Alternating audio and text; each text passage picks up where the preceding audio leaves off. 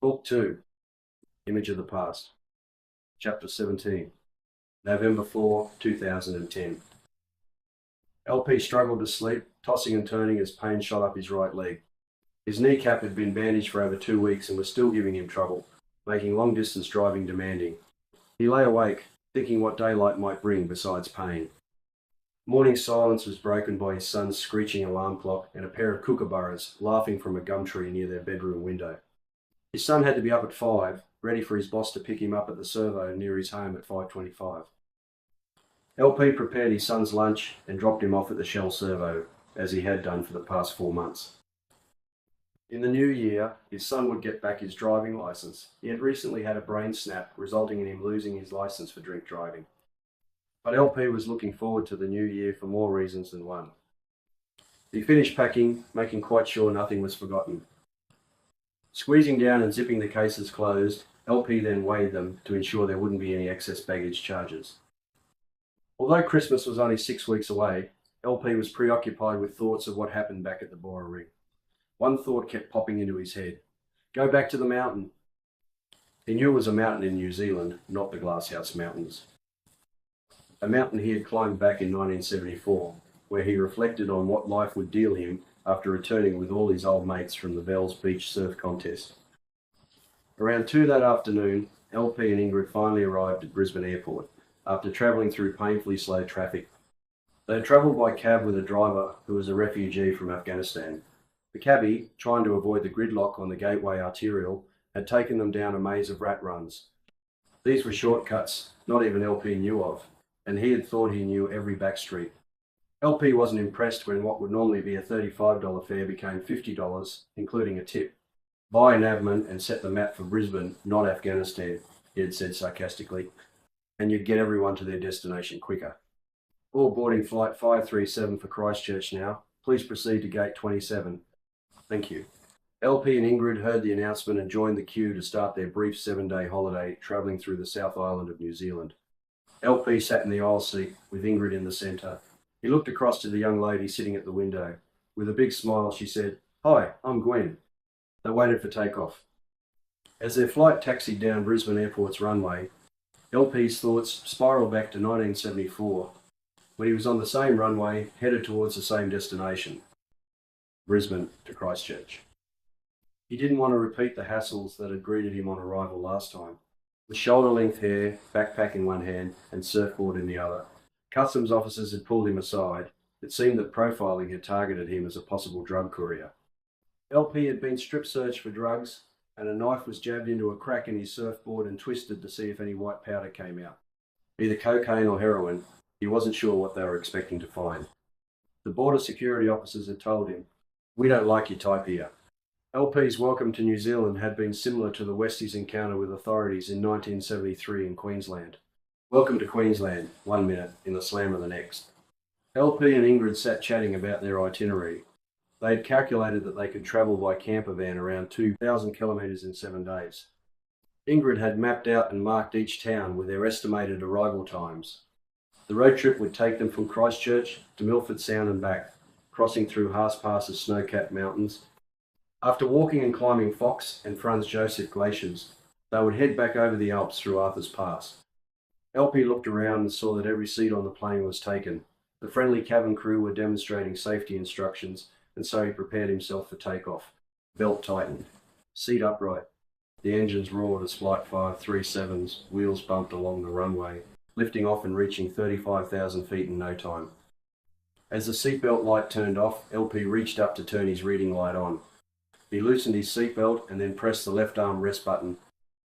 He reclined a little and settled in for the 3-hour flight.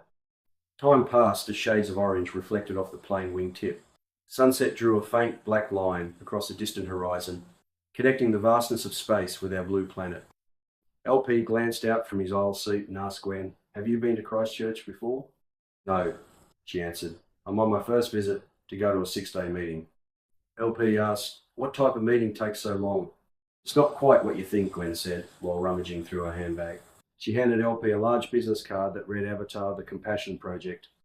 "Oh, you've got something to do with the movie?" "No, nothing to do with the film. We had copyright over the name Avatar, well before anyone else wanted to use it, Gwen said confidently. Why don't you call in and join me at the seminar while you're in Christchurch? You'll get a bit of an idea what we're on about. Thanks, we'll see how we're travelling, but we're on a tight schedule. Anyway, what are you drinking? LP asked, as he turned and looked up into the deep blue eyes of the flight attendant. Gwen asked for water, and Ingrid requested bourbon and cola. LP asked for a coldie of VB. Virgin's smiling flight attendant handed their drinks across as LP asked, which do you prefer, Australian or New Zealand dollars? Doesn't matter to me, she said. LP did a quick calculation and handed her a New Zealand $20 note. He had worked out it was like getting a 20% discount off the drinks because of the favourable exchange rate of the Australian dollar. It was currently almost at parity with the US dollar. A couple of VBs later, the three of them had their own private party going, talking and laughing about life in general. Like time travellers, their journey seemed to take next to no time. Touching down, the engines roared in reverse. LP breathed deeply a couple of times as he looked out into the darkness. They had arrived without any drama. It was 10:30 p.m. New Zealand time. They said their goodbyes to Gwen and made plans to catch up before heading back to Queensland. Like many well-meaning plans, though things did not work out that way. Standing up, LP pulled down his and Ingrid's carry-on bags. Waiting anxiously for people to start moving, LP couldn't help the nightmare thought of being strip-searched by customs again, waiting at the carousel to collect their baggage. Ingrid spotted 2 cases with red ribbons tied to their handles. LP pulled the bags off the conveyor belt and they headed over to the customs checkpoint. Security officers were everywhere. One officer stepped forward and indicated to LP to step aside. Oh, not again, he thought. But the officer pointed to the exit and said, "You're right to go." LP looked back and saw the queues of people lined up to have their luggage scanned. He turned to Ingrid and said, "Profiling worked in our favour this time." Smiling, they walked out into a windy, clouded Christchurch night. Pulling their luggage behind them and struggling with their carry-on bags, they made it to a bus stop. The bus driver, who looked like he might have been Maori, said helpfully, "Where are you going? I'm heading into the city in 5 minutes." They climbed aboard his minibus while the driver placed their luggage in the rear trailer. As he pulled out from the curb, 3 Asians ran in front of the vehicle, waving and yelling in a foreign language. You didn't need to speak their language to understand what they wanted. The driver braked suddenly and gave them a mouthful of expletives. Using his own brand of sign language, he pointed to the side door to enter. They were carrying only backpacks and so didn't need to put any luggage in the trailer. 10 minutes later, the minibus pulled up outside Best Western on Riccarton Road. LP stepped out first, helping Ingrid down the step. Walking over to collect their luggage from the driver, LP handed him 3 $10 New Zealand notes and said goodbye. The keys to the motel room were under a potted plant outside the sliding front doors, just as arranged. LP unlocked their room door and dropped down onto the double bed in exhaustion. He looked up at Ingrid and said, "I'm stuffed and my knee's aching. Give me 10 minutes and I'll help unpack." Ingrid wasn't tired. Her watch was still on Queensland time, so it was only 8:30 p.m. She was keen to do some late-night sightseeing in the city and check out the duty-free shops to buy gifts for their sons and daughters. "Okay, wake up. Your 10 minutes are up," Ingrid said after a while. He slowly opened his eyes and said, "I wasn't asleep, just meditating and relaxing." The technique had been passed on to him in a secret ceremony in a Buddhist monastery in Vietnam. That knowledge allowed him to transcend time, where past, present and future become one. It could be described as an out-of-body experience that takes him to a place that cannot be described in words. Meditation technique also invigorated LP and made him ready to take on the world. "Okay, I've had my power nap," he said. "What are we waiting for? Hand me 2 painkillers for my knee. It's aching again, and we're on the go. What do you want to see first?" "Duty-free shops," she replied. "Fine. After that, we're going to the casino." LP stood up, stretched, and walked to the door, opening it for Ingrid. Then he closed and locked it. LP figured all they had to do was start walking and hail a cab, and they'd be shopping in 20 minutes. There didn't seem to be any cabs about, though, and in the distance, they saw a fish and chip shop with a public telephone outside. "I'm phoning for a taxi if we haven't caught one by the time we reach that takeaway place," Ingrid said. LP agreed, as his knee was seizing up again. While LP made the phone call, Ingrid made conversation with a gentleman carrying a wrapped-up burger and chips. He introduced himself. "I'm Graham. What's your name?" "Ingrid," she responded, "and that's my other half, trying to book a cab into Christchurch's Cathedral Square." I'll take you.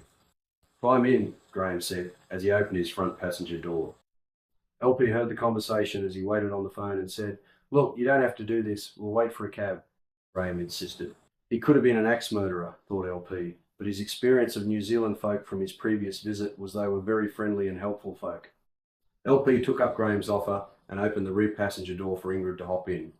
He sat in the front, next to Graham, for a guided tour and commentary of the city. Even though he was from Invercargill, he was used to the drive, as his job was to transport racehorses from the North to the South Islands. His love for Christchurch was biased, though, as it was the capital for horse racing. Graham put his takeaway on the dashboard as he did a U-turn and headed towards Cathedral Square. Driving along a straight four-lane main road, they passed many houses and shops destroyed by an earthquake only 8 weeks earlier. The destruction had happened on his birthday, the 4th of September 2010. Graham pointed out vacant lots that were once homes and were now completely destroyed. The debris had been removed by the council, and now dark holes were left around the city. Daylight would reveal the true extent of damage to Cantabrians' lives. Tears welled up in Graham's eyes as he described what he went through the morning of the quake. His first warning came out of the still of night. The horses were neighing and kicking up a ruckus in his stables. Before he could even get out of bed, the house he rented had started to shake, tossing him onto the floor. After picking himself up, he ran outside to settle the horses in his charge. He said it was the scariest moment he had ever experienced. Graham continued talking about what he loved most, his horses. This week was a big one for him, being Cup Week. He had just transported 2 race favourites, Monkey King and Smokin' Up. Now smiling, he said, "I'll give you a tip. Put some money on the monkey. It's a sure bet." With that advice coming from a bloke with good connections in the horse racing industry, the words struck a chord with LP as a sure bet. When those words came to mind, LP's gambling instincts kicked in. Shaw was the surname of a family of gamblers. They successfully bet against the odds by growing sweet potatoes and making a profit where others would fail. Graham pulled up outside the brightly lit Christchurch casino. He said, "Have a good holiday. You'll love travelling through the centre of Kiaroa." LP thanked him for his generosity and went to hand Graham a $20 note. Graham refused the offer, but as he drove away, LP crunched up the note and dropped it through the passenger window, saying, "Thanks, Graham. Hope you're back a winner on Tuesday."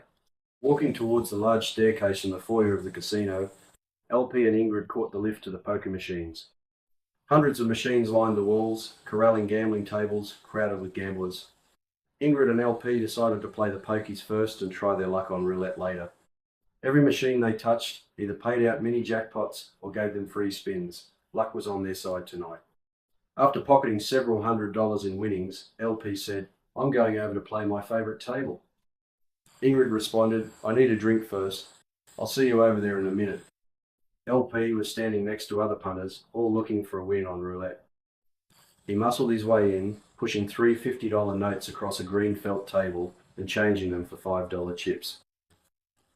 The spinner was Asian, very pretty, but with a serious look that glared out across her table. LP was ready to beat the odds with his winning strategy. He was a counter, a numbers man. Looking at the computerised record of past numbers recorded, he calculated the probability of his favourite numbers coming up. Now, he was ready to play. He pushed a $5 chip onto number 23 and then split $5 over 0 and double 0. With the red ball rolling and the wheels spinning in the opposite direction, LP watched as the ball bounced past his numbers. 35 winner, said the spinner, while raking the losing bets towards her. LP placed $10 on his same lucky numbers, this time doubling his wager, but without a win again. He wasn't at all perturbed though, as he continued to increase his bet to $15 each, split over 0s and 23. After 2 more spins, there were no $5 chips left in front of him. $25 split over 0 and double 0 and 20. $5 on 23. LP had crunched the numbers, and probability dictated that this was the winning spin. To make sure luck was on his side, he whispered a chant, "Angel of light, protector, let me see 0. As he did this, he was stretching and arching backwards and forwards with his arms pointing to the wheel. To the security cameras, it would look like he was just having a stretch. He held his breath as the ball stopped on 23. "Winner," called the spinner, pushing a mountain of chips over number 23. LP thought to himself, bloody angels weren't listening. Pushing 20 chips as a split bet over 0 and double 0 again. LP waited for the wheel to spin. He repeated what looked like stretching exercises "000," she called. All eyes turned to LP as he dragged in $1,700 in chips. LP now pushed across his chips to be changed into higher denominations. Collecting his winnings in one hand, he waved to Ingrid to meet him at the cashier's counter. She spotted LP pushing a wad of notes into his wallet and asked, "How much did you win?" $2,600. Let's get out of here quick. Those cameras above may have triggered a profile on me and directed security officers to throw us out for working together to rip the casino off. As they made their way to the lifts, LP spotted 2 security guards heading their way. As the lift doors opened, they scampered in and watched the doors shut out their pursuers. At the ground floor level, they hurried towards the exit to the taxi rank.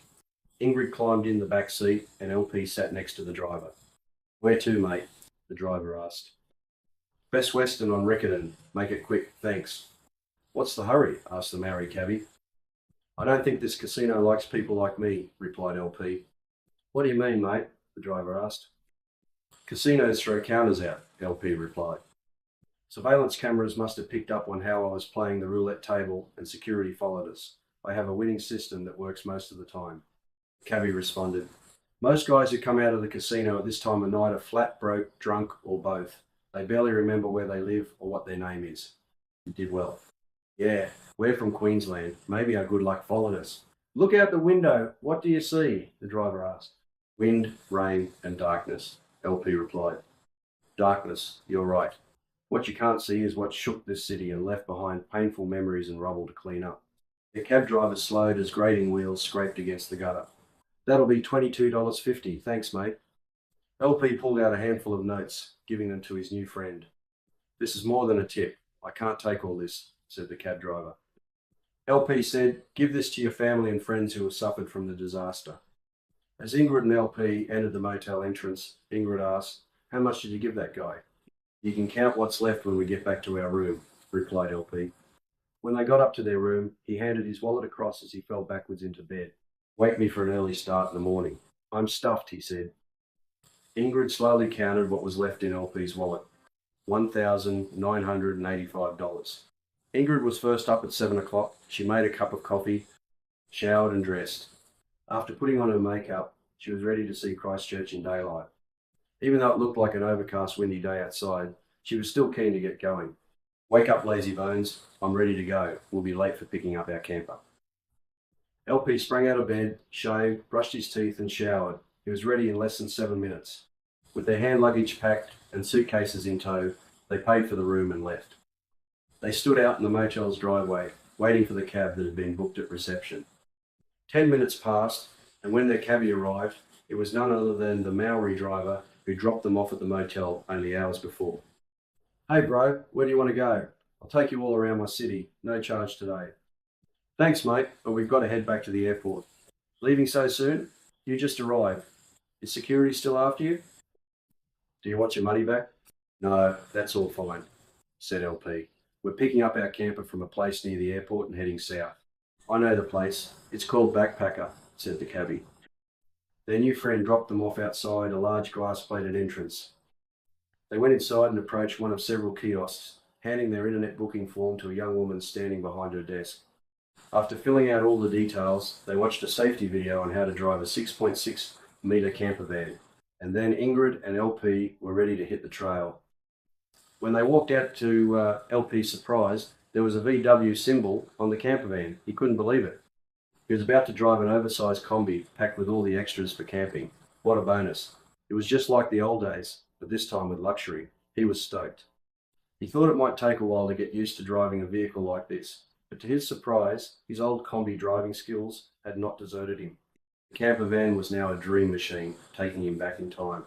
Ingrid reached down and picked up LP's wallet, saying, "Stop in at that Pack and Save supermarket. We'll pick up some food and drink supplies.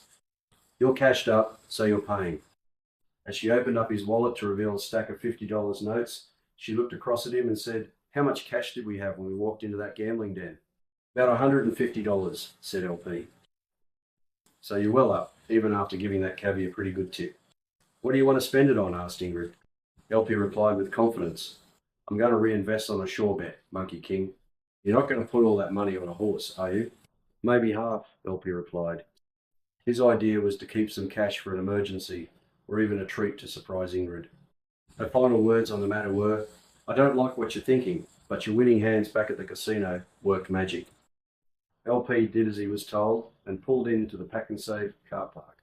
He drove around the packed car park waiting for someone to leave until Ingrid pointed to a car backing out. It wasn't as easy as all that though. 6.6 metres of van wouldn't fit into a regular car space. Luck was still on LP's side. The spot he was about to drive into was next to a KFC drive-through, with a concrete dividing barrier the length of their van. He was able to park perfectly without blocking the traffic. As they ran through the rain to the shopping mall entrance, LP started limping. His knee was giving him trouble again. Once inside the Pack and Save, LP grabbed a trolley to use as a crutch.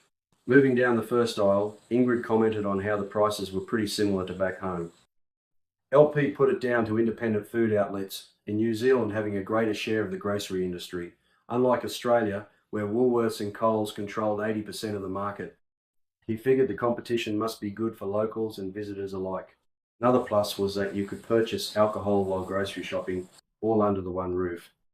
Pushing their trolley through the checkout and paying and packing their own groceries, they headed back to a drenched road and van. LP unlocked the sliding door and put the groceries away, putting a couple of beers in the fridge to chill down as they drove. They were now ready for their adventure. With the navman connected, they directed themselves out of Christchurch's city traffic. Their first destination was the Mount Hutt ski area, where LP wanted to have another photo taken after 36 years.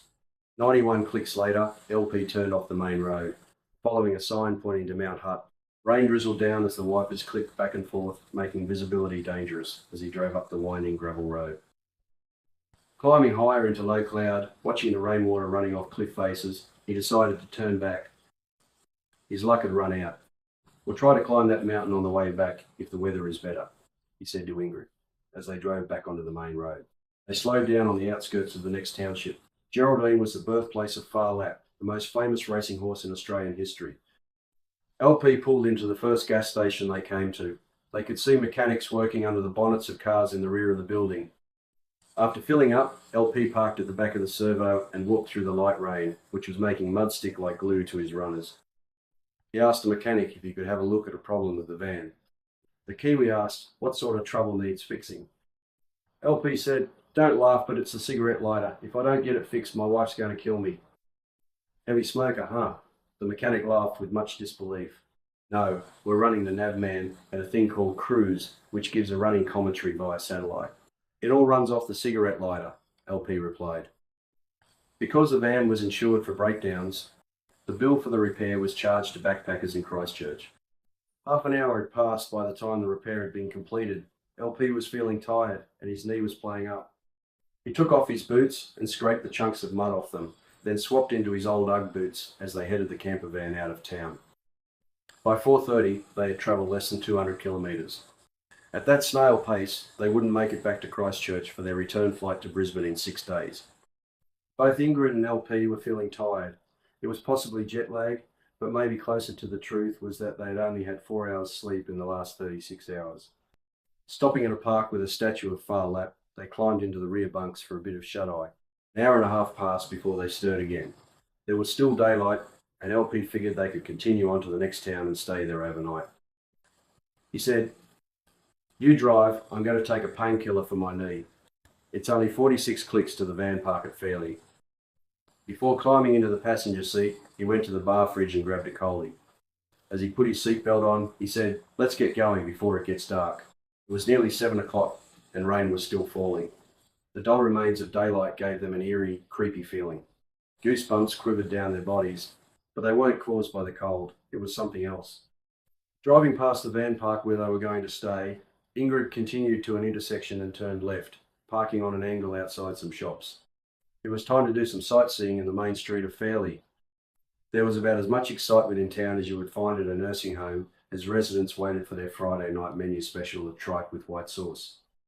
They soon headed back to the van park, but Ingrid felt apprehensive. Her earlier feelings still unsettled her. Reluctantly, she drove into the van park, with the dimming twilight giving the place a spooky feeling. By 8:30, they had booked in and Ingrid backed the camper van up to a small stream flowing through the park. Their new home was not yet crowded with other travellers, although other campers arrived through the night, setting up their campsites. Fishing rods were laid against trees, indicating they planned to be up at first light, fishing. Facilities were second to none, with spotless amenities for showering, another for preparing food, and a TV room with a fireplace. They took advantage of the warmth of the fire, watching an hour-long special of Fawlty Towers with John Cleese, just as politically incorrect these days and just as funny as when they had first seen it many years before. As they watched TV, a loud explosion startled them. The first thought that came to mind was about their earlier hesitation in staying at this particular camping ground. LP jumped up, ran over to the door, and looked outside. It sounded like a gas explosion coming from the communal kitchen direction. Another loud bang soon followed, and he was becoming concerned until it finally clicked. This was Cup Week, and the townsfolk were watching fireworks at their local park. Wind and rain hadn't dampened their enthusiasm, as the temperature dropped to near zero. LP said to Ingrid, "Come on, let's get some shut-eye, and we'll be on our way by early morning." Ingrid poured herself a bourbon and cola nightcap. LP grabbed himself a cold beer from the fridge and sat in the passenger seat to listen to the weather forecast on the van's radio. The 10:30 news bulletin reported more rain to come, along with gale force winds. Their trip was off to a slow start. They were already behind schedule, and now the weather was worsening. Unless the weather gods smiled on them, they would find it difficult to complete their journey in time. Mount Hutt was looking like being off the radar. They needed to travel more kilometres each day, otherwise LP would miss out on climbing the mountain, and they would even risk missing their flight home. LP's knee was still giving him trouble. He had intended to do all the driving, not knowing if Ingrid was confident to handle such a large vehicle. He might have to rethink that. He would decide what to do in the morning. Right now it was time for bed. First light filtered through the rainforest trees, and a pure mountain stream flowed past their van. It was an idyllic setting. Standing outside the camper van door, LP smiled and said to Ingrid, "No wind or rain in sight, and there's clear sky above. The weather gods have been kind." He drove out of town, heading west. Lake Tekapo was their next stop, 48 clicks away. They drove down a narrow, winding roadway that opened up onto a bright blue lake. Looking up from an empty car park, they saw a small stone church. Ingrid and LP walked up a slight incline, cameras in hand. They entered through open timber doors and were struck by the beauty of the scene. Large plate glass window framed Lake Tekapo, a masterpiece of creation in all its beauty and wonder. Travelling through Omarama and then Cromwell, LP stopped at a BP roadhouse to fill up with diesel. They had travelled 194 clicks. With only 60 kilometres to go, they were making good time and would arrive at Queenstown by 4 p.m. Arriving at what LP remembered as a small ski resort town, they found something quite different. Queenstown was not at all, as he recalled it, from 1974. The traffic was gridlocked and the streets were crowded with tourists. This was not the quaint town he remembered. In the past, up high behind the township, was the gondola that took you up to a restaurant overlooking Lake Wakatipu, with Queenstown below. Looking out through huge glass panels, watching the snow fall, it was an unforgettable sight. But now what he saw, he would prefer to forget. After crawling through the traffic, he dropped Ingrid off outside the Tourist Information Centre. With nowhere to park, he went around the block slowly so he could pick her up when he got back, maps and tourist pamphlets in hand. Ingrid opened the door and climbed in. As LP drove off, he said, "We're not staying here. It's over the top, just like Noosa's Hastings Street, full of boutiques, shops and tourists." Ingrid replied, "We're tourists as well though, and I like shopping. Park over there." He refused, so instead she showed him a pamphlet on Arrowtown, an old gold mining town. He said, "We'll head over there. It's only 10 minutes away. You can decide where we should sleep tonight." Arriving at Arrowtown, LP parked across a bay and a half in a shady car park opposite an alleyway. They walked up the main street, lined with historic buildings from the gold mining days of the 1800s. If you took the bitumen away and added horses and carts, you could call it Nostalgia Town. Walking around a corner, they stumbled across the local boutique beer establishment, where a plaque stated, "Beer. It is the drink of folk who think and feel no fear nor fetter, who do not drink to senseless sink, but drink to think the better." LP asked for 2 beers, pints or schooners, the barman asked. "Well, I'm pretty thirsty, so make it pints." LP paid. Pizzas were on the menu, so he decided to order a wood-fired supreme pizza to share as well. He walked back outside, sitting down at a round plastic table with Ingrid. The sky was a clear blue, so it seemed that the weather was improving as they travelled further south. Drinking beer and eating pizza, they talked about what to do next. They decided that Ingrid would drive first, since she had only one beer. LP was concerned about driver fatigue and suggested alternating hourly if they wanted to make it to TNL by 8:30, while there was still daylight. He finished his pint and Ingrid's. Walking back to their vehicle, LP felt his knee was coming good. Ingrid was window gazing and spotted a table at the side of a closed shop. There was a sign, free food, so they helped themselves to ham and salad rolls and breadsticks. This generosity reminded him how he survived backpacking down the rugged west coast of the South Island in 1974. Many of the pubs down the coast would put on a free supper at 9 o'clock before closing. One particular pub grub he remembered fondly was Savoy's with tomato ketchup sauce, which would be set out in a large stainless bowl placed on the bar. LP would buy one beer and wait for a feed. Ingrid commented, "I'm not cooking dinner tonight or making lunch tomorrow." They climbed back into their diesel-powered VW van. It hadn't missed a beat, hugging every bend with ease. LP thanked his lucky stars for what they were driving. Entering TNL with daylight to spare, LP drove to the van park they had booked overlooking Lake TNL. They were now ahead of schedule in their mission to be at Milford Sound by Sunday. Stopping for fuel at Omarama and checking out old gold mining sites along the Kawarau Gorge had not caused any unnecessary delays. LP waited for sunset to finally arrive at 9:45, with cold, gale-force winds blowing again. He snapped a couple of awesome photos of the sunset descending behind snow-capped mountains. Walking back, he was secretly disappointed that Ingrid had discovered the free takeaway meals. He had been hoping she would prepare his favourite meal, chicken wings in a delicious homemade marinade. It was a quarter cup of soy, 2 squeezed lemons, and a teaspoon of bottled crushed garlic. Mix, then turn twice while cooking at 180 degrees, and you've got the best tasting chicken you could ever savour. They were up early, before anyone else stirred.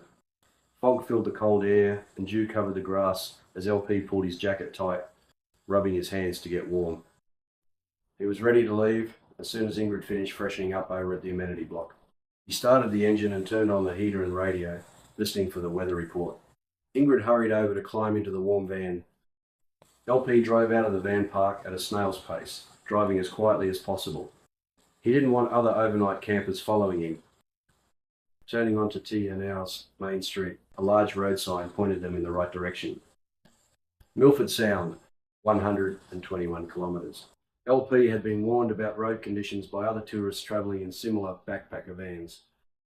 They said to ignore maps about distance and time when it came to getting to Milford. Allow for 2.5 hours and be careful when entering the tunnel. This knowledge encouraged LP to make an early start.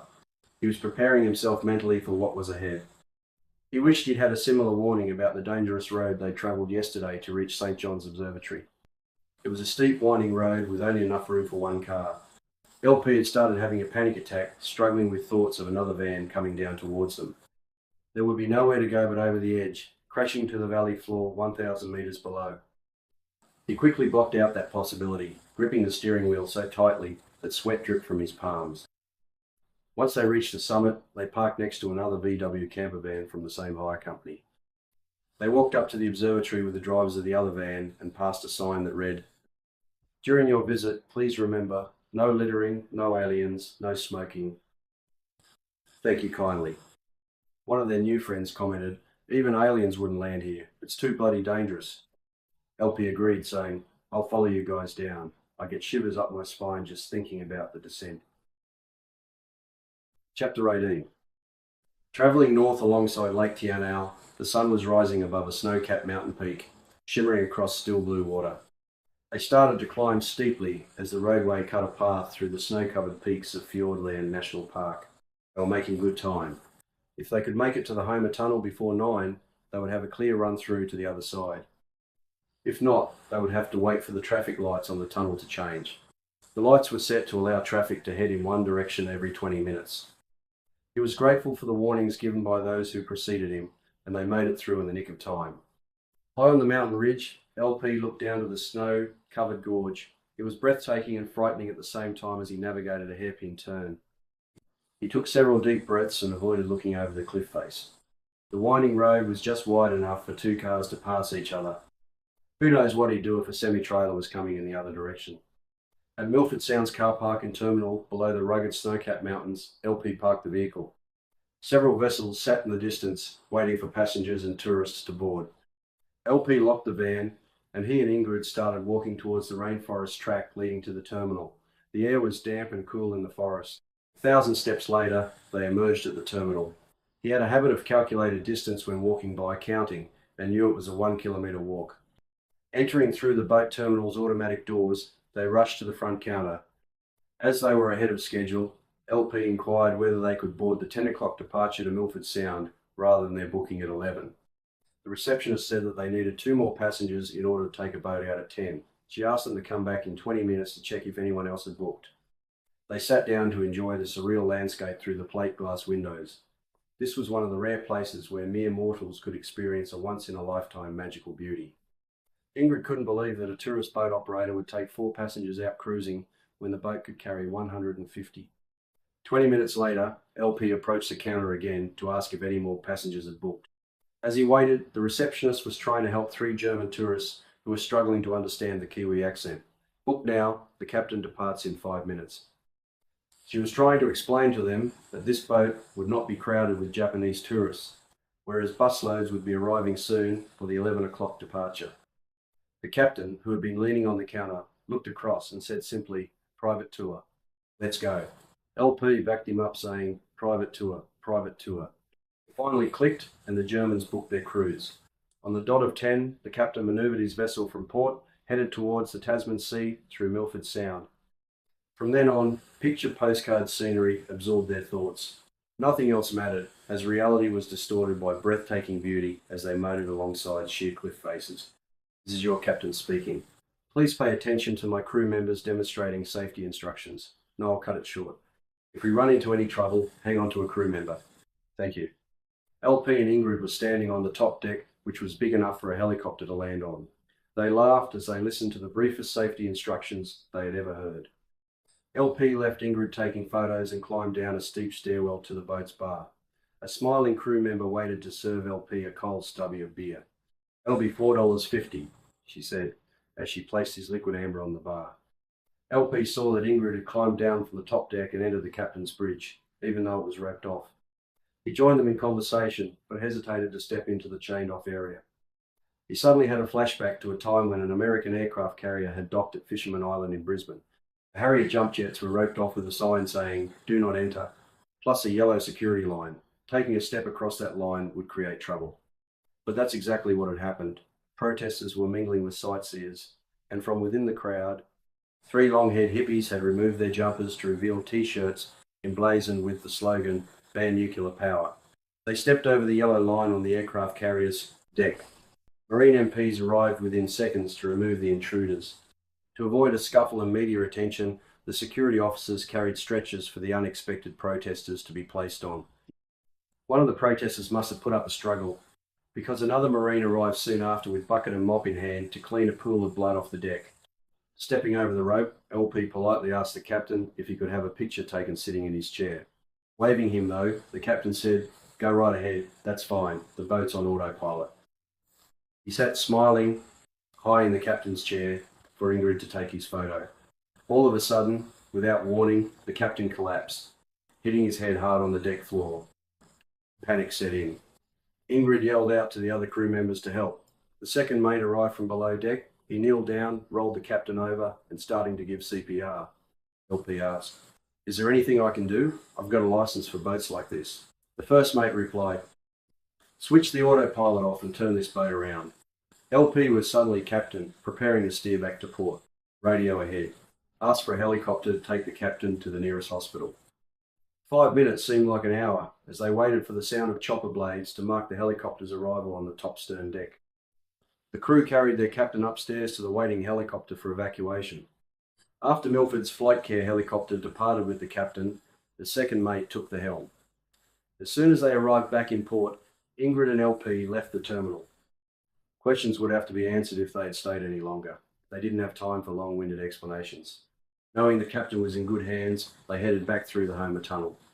At this time of the day, they would have to wait for traffic lights to allow them to enter the dark 1 kilometre tunnel that seeped water. As they waited in the traffic queue on a steep fishhook turn, LP hesitated to look down to the 1,000-metre sheer drop to the mountain floor. Finally, Green signalled a long drive ahead to reach Wanaka before nightfall. Factoring in stops for fuel and taking some photos, as well as changing drivers every couple of hours, they figured they would be there by 7 o'clock. They arrived at Lake Wanaka, and LP parked their camper van near some picnic tables. A large grassed area that led down to ripples of water washing up gritty sand was reminiscent of Shelley Beach in Caloundra, but they were inland, cradled below snow-capped mountains. Ingrid prepared a dinner of hot dogs, using fresh bread rolls smothered with tomato ketchup sauce. You know, if we go up that gravel road again to Mount Hutt, there's no certainty we'll make it up the mountain.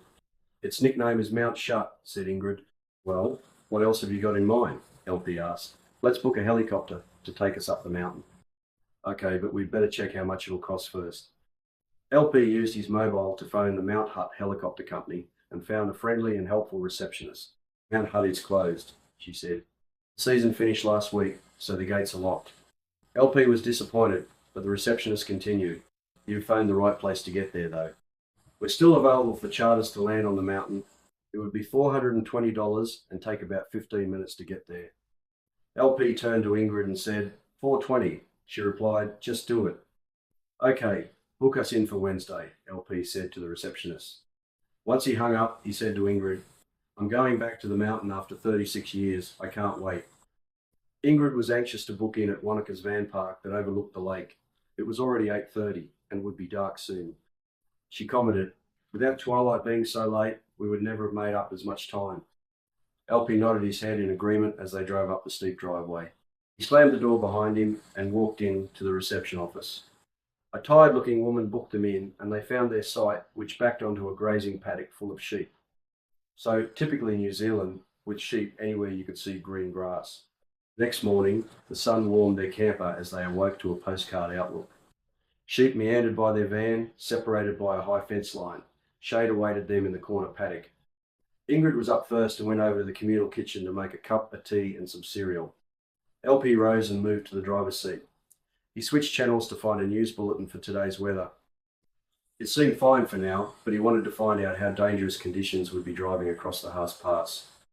Their aim was to reach Fox and Franz Joseph glaciers early enough to see both before dark. The news confirmed his fears, with sunshine throughout the morning, but overcast skies and rain expected in the afternoon. LP suddenly wasn't hungry and wanted to get on the move before the bad weather set in. He asked Ingrid, who was finishing her cuppa, if she was up to driving again. He was planning to change drivers once they reached the Haas Pass, so he would be fresh to drive through the pass in the event of bad weather. Driving out through town, they stopped for diesel and then left behind Lake Wanaka and its township. One could understand why blockbuster movies were made there. Crystal clear streams shadowed by snow-capped mountains reflected in deep blue lakes throughout the region. In contrast, when they crossed over to the rugged west coast, they would find it similar in some respects to the Kimberley region on Australia's west coast and the Great Ocean Road in Victoria, with sweeping bends and spectacular scenery. Looking ahead, a warning sign indicated to slow down to 25 kilometres per hour with a sharp bend ahead. What actually confronted them was Haas Pass, a snow-covered mountain range they had to travel over. Sit back and take in the views, said LP, taking over the driving. He had to concentrate now, ignoring sheer cliff faces as the road cut its way through to the other side. LP was also cautious about the changing weather conditions, sunny one minute and then raining the next. He steered around every bend with apprehension. Road signs gave some clue of impending dangers, and the navman helped and hindered at times. Finally, they climbed to a point level with and flanked by New Zealand's snow-covered Alps. As they descended the other side, they stopped by a stream that would be changed by spring's melting snow into a river, flowing through an unspoiled valley. LP snapped a couple of pictures saying, "You can drive, my knee is playing up again." They swapped seats, clicked on seatbelts, and continued their journey. After a short distance, LP unlocked his belt, went to his bar fridge, and grabbed one of the coldies that he now called painkillers. Sitting back down, beer in hand, he and Ingrid argued with the other woman, the navman, about which turn to take. He was in the navigator's seat, remembering the road from travelling across the region years ago. He wasn't going to let the electronic voice tell him where to go. In 100 metres, turn. The voice stopped as LP ripped the cord out from the cigarette lighter socket. Ingrid calmed him down before he chucked the navman out the window. Although Ingrid had many years of driving experience, She'd found driving such a large camper van more difficult than she had expected. With trying to take in breathtaking scenery while heeding traffic signs signalling danger ahead, she needed a second pair of eyes to warn her of trouble, which could be around any twist and turn. Those eyes were LP's, the navigator, not a voice in a box. It was up to him to coach her through the unfolding terrain. Unsafe road conditions were not the only danger they were to face. On the news came a report of police arresting a 32-year-old driver who admitted to smoking 2 bongs to stay awake, while in control of his 40-ton dangerous goods truck. The driver had said that one hand was on the driving wheel most of the time. Bloody hell, LP said, just as well he's in the North Island, you wouldn't want to have him coming towards you. LP had a flashback moment, remembering his close encounter with another truckie on drugs. He and his mates had passed him travelling in the outback on their road trip to Bells Beach in 1973. He shook his head to get back to reality and concentrate on navigating. Talkback radio was all about the big race tomorrow. They were expecting capacity crowds to flock through the gates at Addington Racecourse by early morning, even though overcast, windy conditions would ruffle a few feathers and hats. Still, 26,000 racegoers were expected to scream the winning trotter across the line. Reputations would be won and lost at Christchurch on Tuesday, and the whole country would come to a standstill as the trotters passed the winning post at Addington Raceway. LP was keen to place a bet on Graham's tip, Monkey King, for a win. He was still cashed up with the casino winnings and figured luck wouldn't desert him now. Ingrid's driving skills were improving, and she clutched the driving wheel with growing confidence. Gripping bitumen as they accelerating along straight stretches of highway, continuing west, the spinning wheels spat out gravel on tight turns overlooking a steep riverbank. First stop on the west coast was Haast, a small cluster of houses and one shop. This was the crossroads to the coast, where at last LP could get mobile phone reception. He stepped out of the van to make a call back to Australia. Using his Queensland TAB betting account, he put $800 on the nose for Monkey King to win. Ingrid called out, "Hurry up, we need to get to the glaciers before dark." LP climbed back in and buckled up as Ingrid started driving again. The sun glistened over the expanse of ocean that Kiwis and Aussies call the Ditch, otherwise known as the Tasman Sea. Stopping occasionally to take photos along the road, which hugged the coastline, they kept an eye out for somewhere to stop for a snack break. LP looked at the map and said, "Lake Paringa is around the next bend. There should be a picnic area overlooking the water." Leaving the ocean outlook behind and motoring along the lake foreshore, LP pointed out a dirt track. Turning off, they drove through thick bushland. Ingrid parked opposite a picnic table overlooking the lake. On a glorious summer day, they sat looking out over crystal clear water as they dined on leftover free salad rolls. Suddenly, a swarm of blood-sucking insects attacked them. Jumping up, they ran to the van, opened the sliding side door, and quickly slamming it shut behind them. Not fast enough, though. Half the critters followed them inside. They were the notorious sandflies of the South Island. Those bloodsuckers were squashed with open palms until they thought there were none left. In a panic, LP said, "I'll drive before this place devours us." They headed back out onto the West Coast main highway towards their next stop, Fox Glacier. LP's right knee was giving him trouble again, but the pain was different now. He looked down to see more of the bloodsuckers leaving red welts on the side of his knee. He drove with one hand and whacked them with the other as he tried to keep their van heading in the right direction. LP swerved left, hitting loose gravel and losing traction. He stopped just in time to avoid going over the cliff face to Jacobs River. He finished squashing the last remaining suckers and then battled on with an aching, itching knee. Driving north along the West Coast Road, they came to a small tourist stop. To the right was a boarded-up building that had been a pub in another era. Opposite, they saw a gigantic bug protruding from another dilapidated building. This had to be some sick joke by warped locals. Using the notorious West Coast sandfly as a tourist attraction was not in good humour. In Australia, plenty of tourist locations had giant replicas of what their region was proud of. There was the big pineapple, the big banana, and the big prawn. Everywhere you went in Australia, you'd find a big something the locals were keen on showing off. The big sandfly of the South Island you wouldn't think was something to boast about. Stopping to investigate, they entered a gravel car park in front of a high wire fence corralling 5 large horned goats.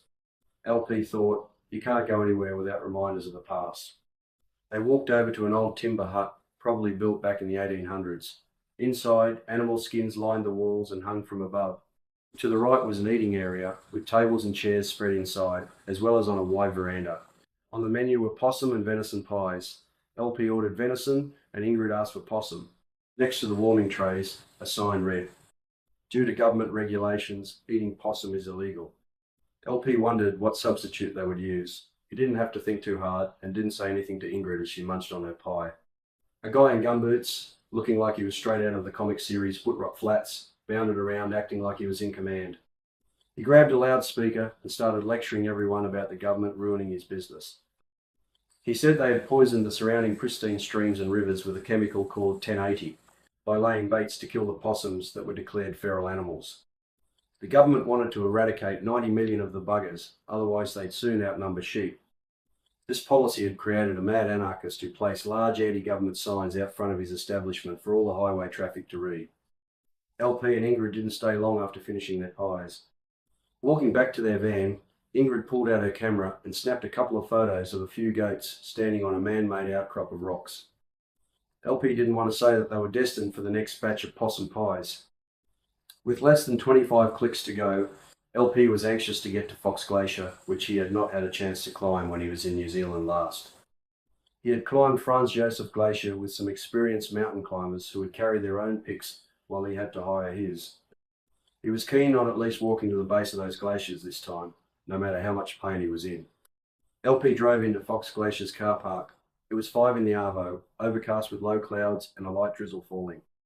He unfolded his dry-as-a-bone oilskin riding coat. They were designed for the high country of Australia in winter, but were also ideal in these wet and windy conditions. An eerie feeling filled the air. Words couldn't explain the goosebump sensation. LP was gobsmacked at what he was seeing, walking to the base of the glacier with Ingrid. He looked up in awe at a mixture of white and turquoise colours and saw climbers descending with picks in hand. That could have been me, if only we had more time, he thought. Walking with a limp, he followed Ingrid back to their van, the way they came along, a stony, uneven track. As they walked, they felt the spray coming off an impressively high waterfall. They stepped carefully on the not-so-steady stones that had been placed across the small stream. Hundreds of tourists created a continuous line, filing 2 by 2 back and forth to the Fox Glacier. Ingrid volunteered to drive, as LP struggled to lift his leg up into the van. She accelerated from the Fox Glacier car park, leaving behind majestic beauty. Next on their itinerary was Franz Josef Glacier, a 27-kilometre drive through Westland National Park. On arrival, the rainforest blocked the view of the glacier, with only a sign showing a path through the thick vegetation. It was 6:30 and still very overcast. They walked for 15 minutes, winding their way up and down through the rainforest canopy, until suddenly the view opened up to the side of Franz Josef Glacier in the distance. This was as far as they were going. LP's leg was giving him too much trouble to attempt the hour's walk to the glacier and back, and they didn't want to be too late to book into the van park. While standing on the observation deck taking pictures, LP struck up a conversation with some young backpackers. "Where are you girls from?" he asked. "United States, Minnesota," one of them said. Her name was Sarah. "We've been backpacking for 10 days. Have you walked down the track to get a good look yet?" "No, but I climbed it in '74. It was fantastic. Although the glacier has retreated since. It's further to walk now." "Us girls will walk it tomorrow," Sarah said. LP was curious and asked where they were staying. He wondered how much a night's accommodation costs these days. "We're staying at Glowworm Backpackers in Cron Street," Sarah said. "It's $23 a night, which is about average. You wouldn't believe this. When I was last here, it cost 50 cents a night to stay at a backpacker place. My dollars could stretch a lot further if I could find places like that," she replied in amazement. Sarah snapped a couple of photos of Ingrid and LP with Franz Josef Glacier as a backdrop. They headed back to the van and turned right onto the main road towards the township.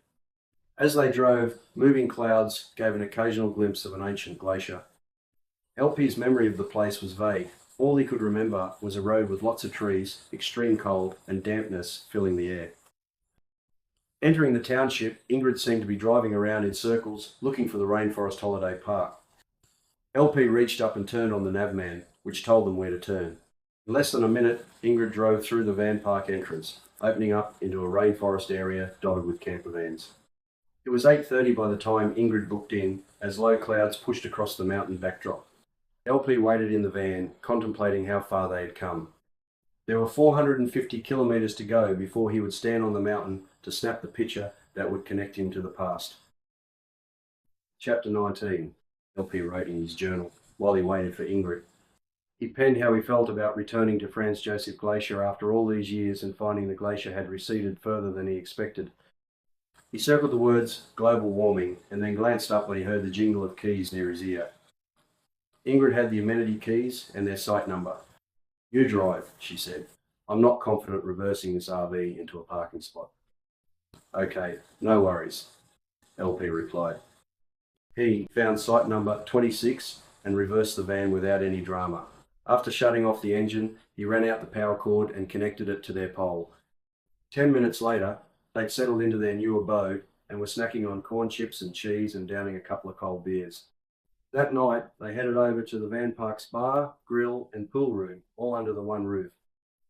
Sitting opposite the large fireplace, which gave enough heat to warm everyone, they started to relax after their long day of sightseeing. They ordered dinner and then looked around while they waited to pick it up. Ingrid said, "What I'd give to be like these young ones, fancy-free and without a care in the world." "Sure, that can happen one day, and we'd be called the grey nomads." "Retirement, my dear, is not far off," replied LP. Their buzzer sounded, vibrating across the timber table to indicate their food was ready. They walked over to the servery and picked up 2 plates of grilled barramundi covered in white sauce.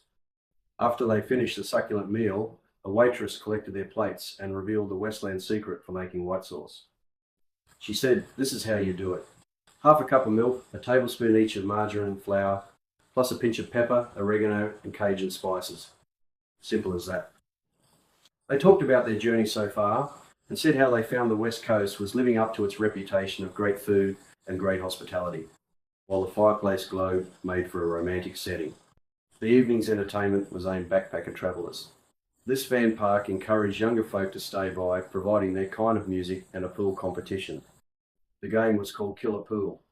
Those who played put $2 in the kitty for the winner. LP decided to enter, but his pool skills were a bit rusty. He was outplayed by pool sharks and was eliminated in the 3rd round. The final game was between 2 young blokes.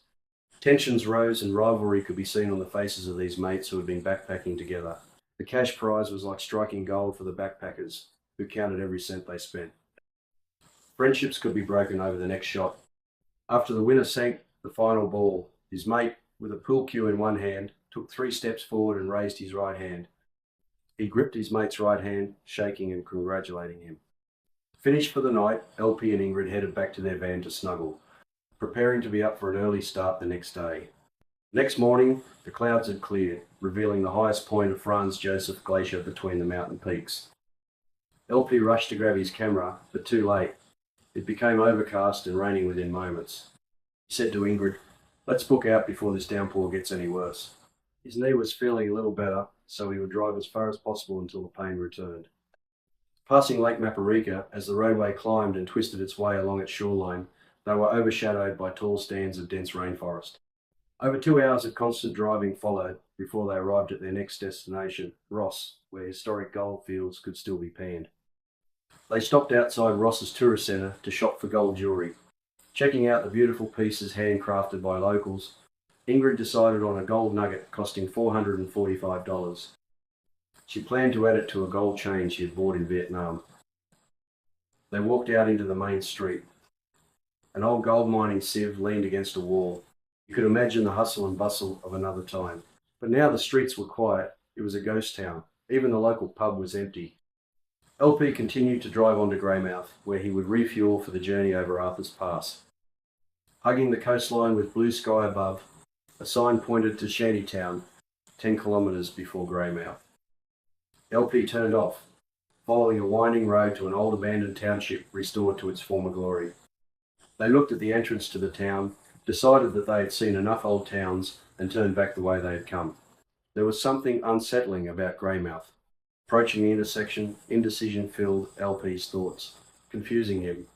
Knowing he would need more fuel to cross the snow-capped Alps, he turned left. Driving back to the Arthur's Pass turnoff, he gambled on getting over the snow-covered Alps with what fuel he had left. Even if he ran out of fuel, he thought he could simply coast down until he found a fuel stop. His gamble paid off. In the valley below, beneath snow-capped mountains, was a street with a few houses and a gas station. LP turned in, filled up with diesel, drove past a couple of rundown houses needing some repair, and stopped. He made a phone call to the Mount Hutt helicopter company they planned to use and confirmed their flight for Wednesday. The call was answered in a pleasant and friendly manner. "Good morning, Kathy speaking," LP replied. "G'day, I'm checking that everything's right for our booking tomorrow for going up to Mount Hutt. What time do we have to be there for our flight?" "Your flight's booked for 2 in the Arvo, but there's a slight problem. If you still want to land rather than fly over, a government permit is required because it's off-season. That will be an extra $120. LP turned to Ingrid and repeated what was said. Ingrid had read a newspaper article about a plane crash in early September that had killed 9 people, including 2 Australians, on Fox Glacier. This was 8 weeks before they flew to New Zealand and the same day the earthquake had struck.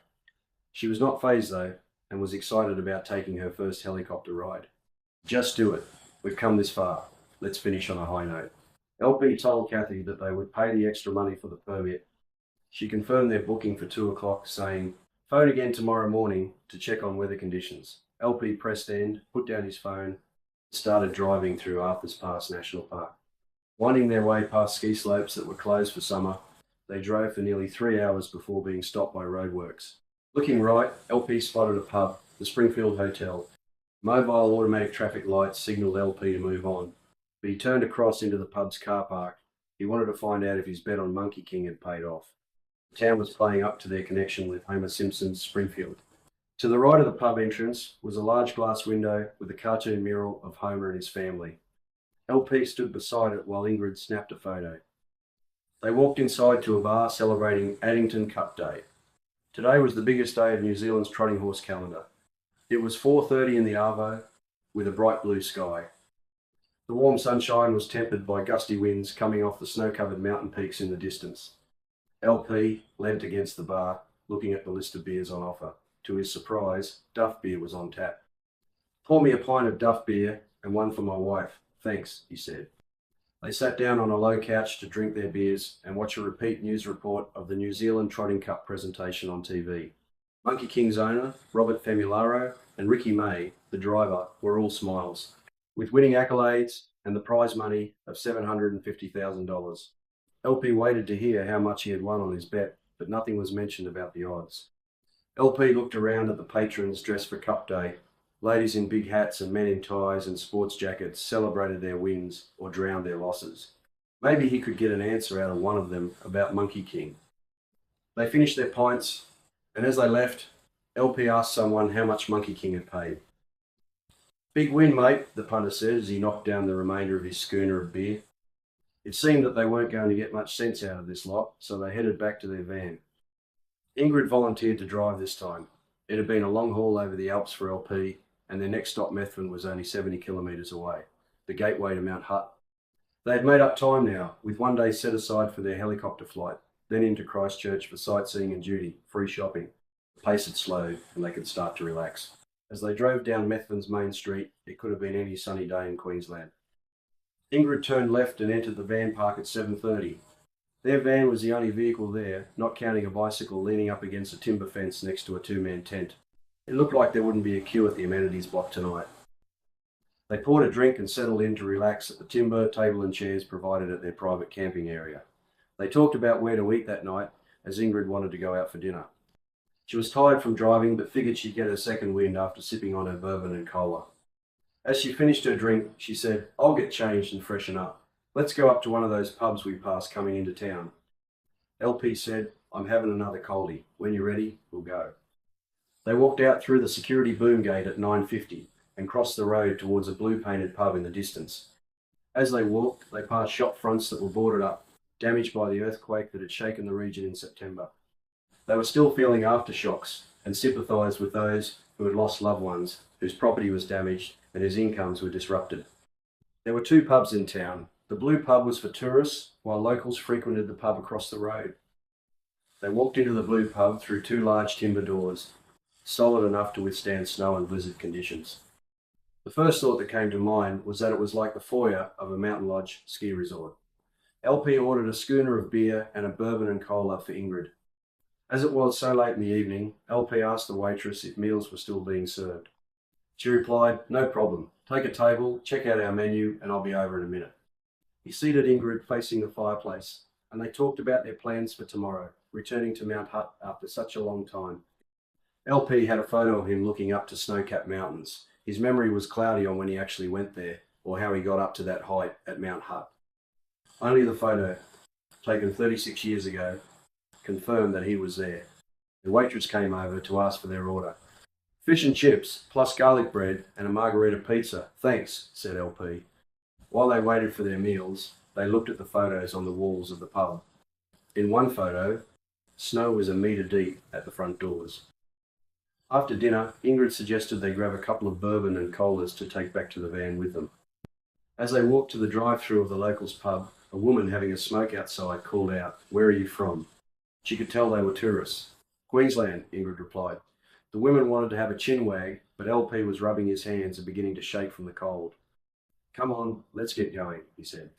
Their new acquaintance, who introduced herself as Stacey, said, "Come inside and meet my partner and some of the locals."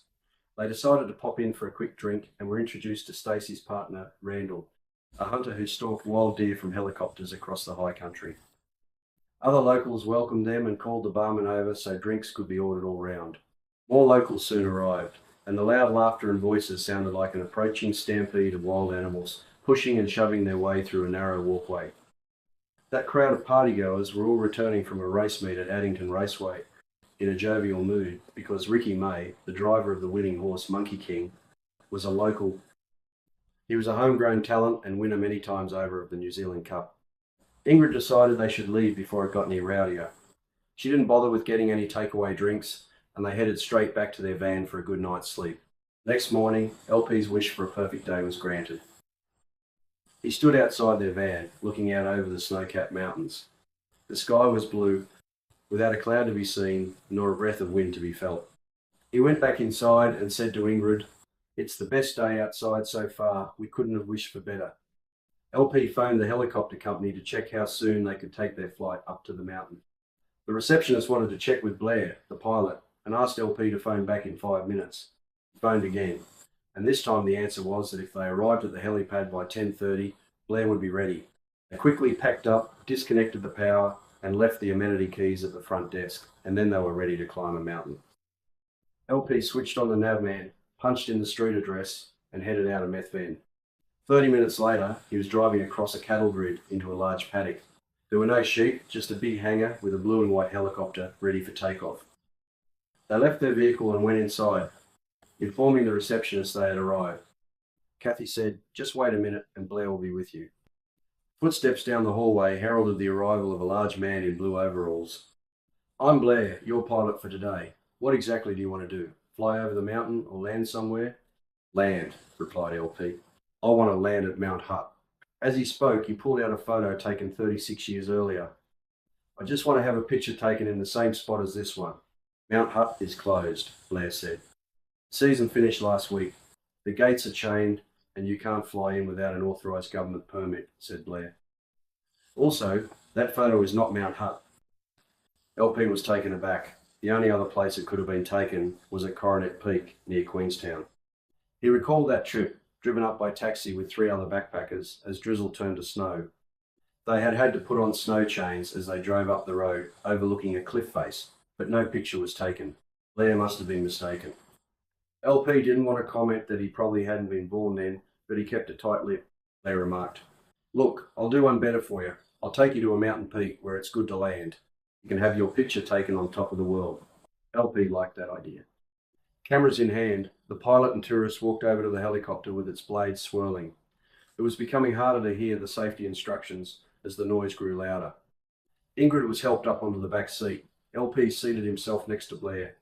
The takeoff was smooth as they rose above green farmland paddocks dotted with sheep. Tall windbreaks created a checkerboard of farms below.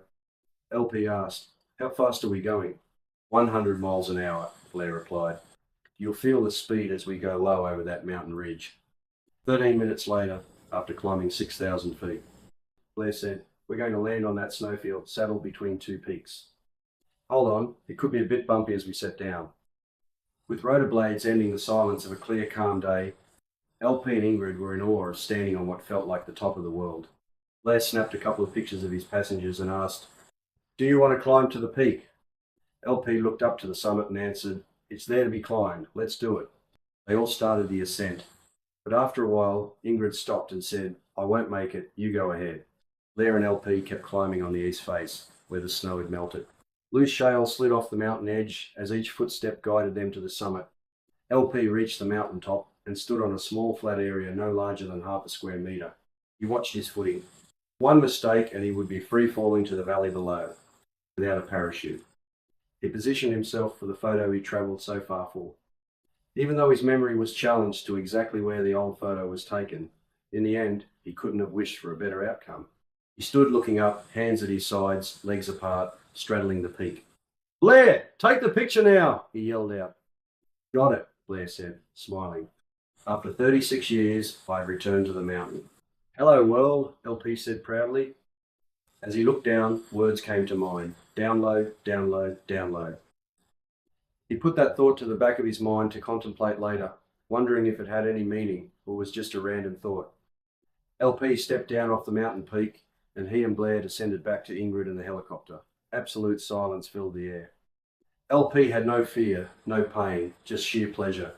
He had accomplished what he had set out to do. He gave Ingrid a big hug, which soon turned into a snowball fight on the picturesque mountain. It was time to leave, and they took off, circling the summit called Old Man Peak. By the time they landed back at the helipad, 50 minutes had passed. Considering the flight was only booked for 15 minutes, Blair had looked after them very well. He charged the original price quoted without the additional $120 for the permit. LP and Ingrid thanked Blair for an experience they'd never forget. Chapter 20. Leaving the helipad in the distance, LP was high on adrenaline as they sped out through the entrance gate. The noise of the cattle grid scattered sheep in front of him, slowing him down. Heading directly for the east coast was the quickest way back to Christchurch in their reliable camper van. There they would catch their flight back to Australia. Entering the city outskirts, LP pulled into one of many top 10 van parks dotted around the country. They drove up to a window covered by an awning, feeling like they were about to place a takeaway order. LP asked for one van site with amenities close, and they were given keys and a map showing where to park.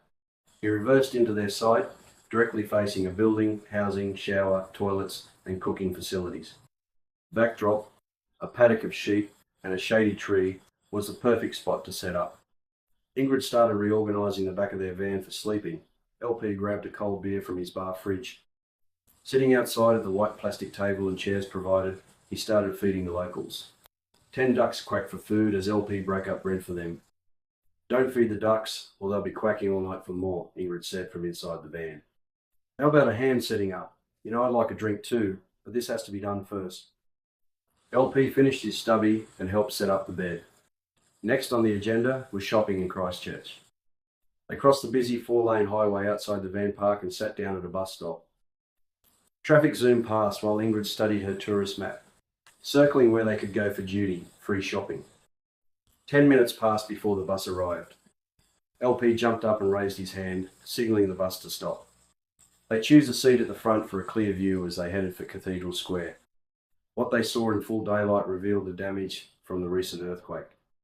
Aftershocks still rattled the city, and many buildings were closed and boarded up. Other buildings and houses were surrounded by yellow tape marked for demolition. Vacant blocks marked the places where homes had been swallowed up by nature's fury. For those that withstood the earth tremor, they all shared the mark of collapsed chimney stacks. While the homes remained intact, Canterbury folk were getting on with their lives, and every other aspect of city life seemed normal. It was peak hour, and the traffic jam gave the city a sense of urban normality as people headed home from work. The bus driver opened his door onto Christchurch's main street, lined with several duty-free shops. Ingrid stepped out of the bus and straight into the first shop. LP was keeping up, looking for new Ugg boots. It was the one thing he wanted to buy before he flew back to Brisbane. Canterbury sheepskin boots, size 12. Shop after shop, Ingrid noted what she wanted to buy, and then they took a break for a drink at a cafe overlooking Cathedral Square. They looked up at the steeple tower, resting on grey blocks of stone, unshaken and unmoved by the earthquake. A house of worship standing firm over its city. LP could not have foreseen that another earthquake would hit Christchurch again, destroying the cathedral and much more. At an information kiosk, they found out how to catch the tourist tram that did a circuit of the Cathedral Square district every 20 minutes. Ding, ding, the tram bells rang as it arrived. Passengers disembarked, and LP and Ingrid hopped on board with all the other tourists. Ding, ding. The tram driver pulled a lever overhead, and the tram rolled ahead on old steel tracks that had carried passengers down the centre of the road for over 100 years. 3 stops later, they stepped off, visiting another cafe for pizza. The pace of the city had slowed now. Twilight was dimming, and their journey was almost at an end. LP was itching to give the casino another crack at paying out. He said to Ingrid, "Let's go to the casino. I'm feeling lucky." "Give it a miss," she said. "You don't know how much you won on Monkey King, and there's not much cash left in your wallet. We need money to buy gifts for us and the kids. I don't want you to lose it in there." "Trust me, all I need is 20 minutes. We'll be in and out in no time," LP said with confidence. He'd have to be quick before security cameras picked up that he was in the building again. "Okay, but I'll kill you if you lose." She looked at him with her lips pulled tight. They entered the casino at 9:55 p.m, and LP walked straight to his winning roulette table. He studied the history of the past, numbers dropped. Before placing his first bet, he moved his gambling chips across in front of where he was standing. He followed his previous winning pattern, except he started with a $10 bet on 23 and a split bet across 0 and 00. On the third spin, with $60 placed on the table, LP called on his angels of luck to intervene as the red ball bounced over the numbers. 23 winner was the call. Wasting no time, LP collected his chips and cashed them in at the cashier's desk. Ingrid asked, "How much did you win?" "I'm up $1,940. Luck followed him as they walked past poker machines, going off with free spins and mini jackpot wins as players sat with their eyes glued to their machines. LP wanted to stop, but security was heading their way. The last machine they were about to walk past was an oversized, old-style, one-armed bandit. Above the machine flashed, "Jackpot, $23,000. With his lucky numbers scrolling above, LP couldn't resist dropping $1 down his throat. He turned to the woman at the next machine as he pulled the handle and said, "I can't wait. If it wins, you collect." Glancing over his shoulder, LP saw security officers still heading their way. Ding, ding, ding. 3 gold bars stopped on the centre line. "Jackpot." Everyone crowded around, blocking security as LP and Ingrid left the building. They stepped straight into a waiting taxi and headed back to finish their duty, free shopping. After buying presents and LP's UGG boots, Ingrid asked, "How much cash is left?" "About $700, he replied. "Why don't we give some of those winnings to the salvos rattling their can in front of the cathedral?" "They're collecting for the earthquake appeal," Ingrid suggested. LP agreed, and walking over, pulled out a wad of notes. He counted out $500 and squeezed the cash into a slot, accustomed to loose change. He had about $200 left for a cab ride to Christchurch Airport and some duty-free alcohol. Arriving back at the van park for their last night in the land of the long white cloud, they walked along a floodlit path through the van park's entrance. Tired, carrying bags of presents, they headed back to their camper van for a good night's sleep. Up at 6, LP sat outside talking to his newfound friends. Short on a conversation, they offered just a few quacks, waiting for him to throw some more bread. Thick fog filled the air as aftershocks from the recent earthquake rumbled beneath his feet. No alarms were needed that morning as nature shook travellers from their camper vans. Ingrid started cleaning and packing the van to return it by midday, leaving enough time to make their flight. LP made breakfast at the communal kitchen while Ingrid finished packing. They returned the keys through the takeaway style window and motored leisurely away, leaving behind fond memories of the van parks they had stayed in. They turned north, heading towards the epicentre of the region's recent earthquake. They had about an hour to spare to visit Merv and Rita Smith, parents of one of Ingrid's friends who had survived the quake. Driving out of town, debris still lay around, waiting to be removed by council workmen. At Kaiapoi's main intersection, a local hardware shop was half demolished, with rubble strewn into the roadway. Turning right, they followed instructions from the other woman, Navman. After a while, she announced, "Perform a U-turn. In 50 metres, stop at destination." Merv and Rita came out outside with a warm welcome. Kisses were shared between the women, and LP stretched out his left hand to shake, aware that Merv had lost his right arm in an industrial accident. Rita brought out scones and poured tea. Hospitality not uncommon in this part of the world. Later, Merv showed LP around their property, viewing the extent of damage caused by the earthquake. Concrete slabs were cracked open like biscuits, oozing out a black gunk from deep below the surface. The lounge room, situated at the front corner of their house, had subsided and could be noticed from the road. LP sympathised with the trouble and danger they found themselves in.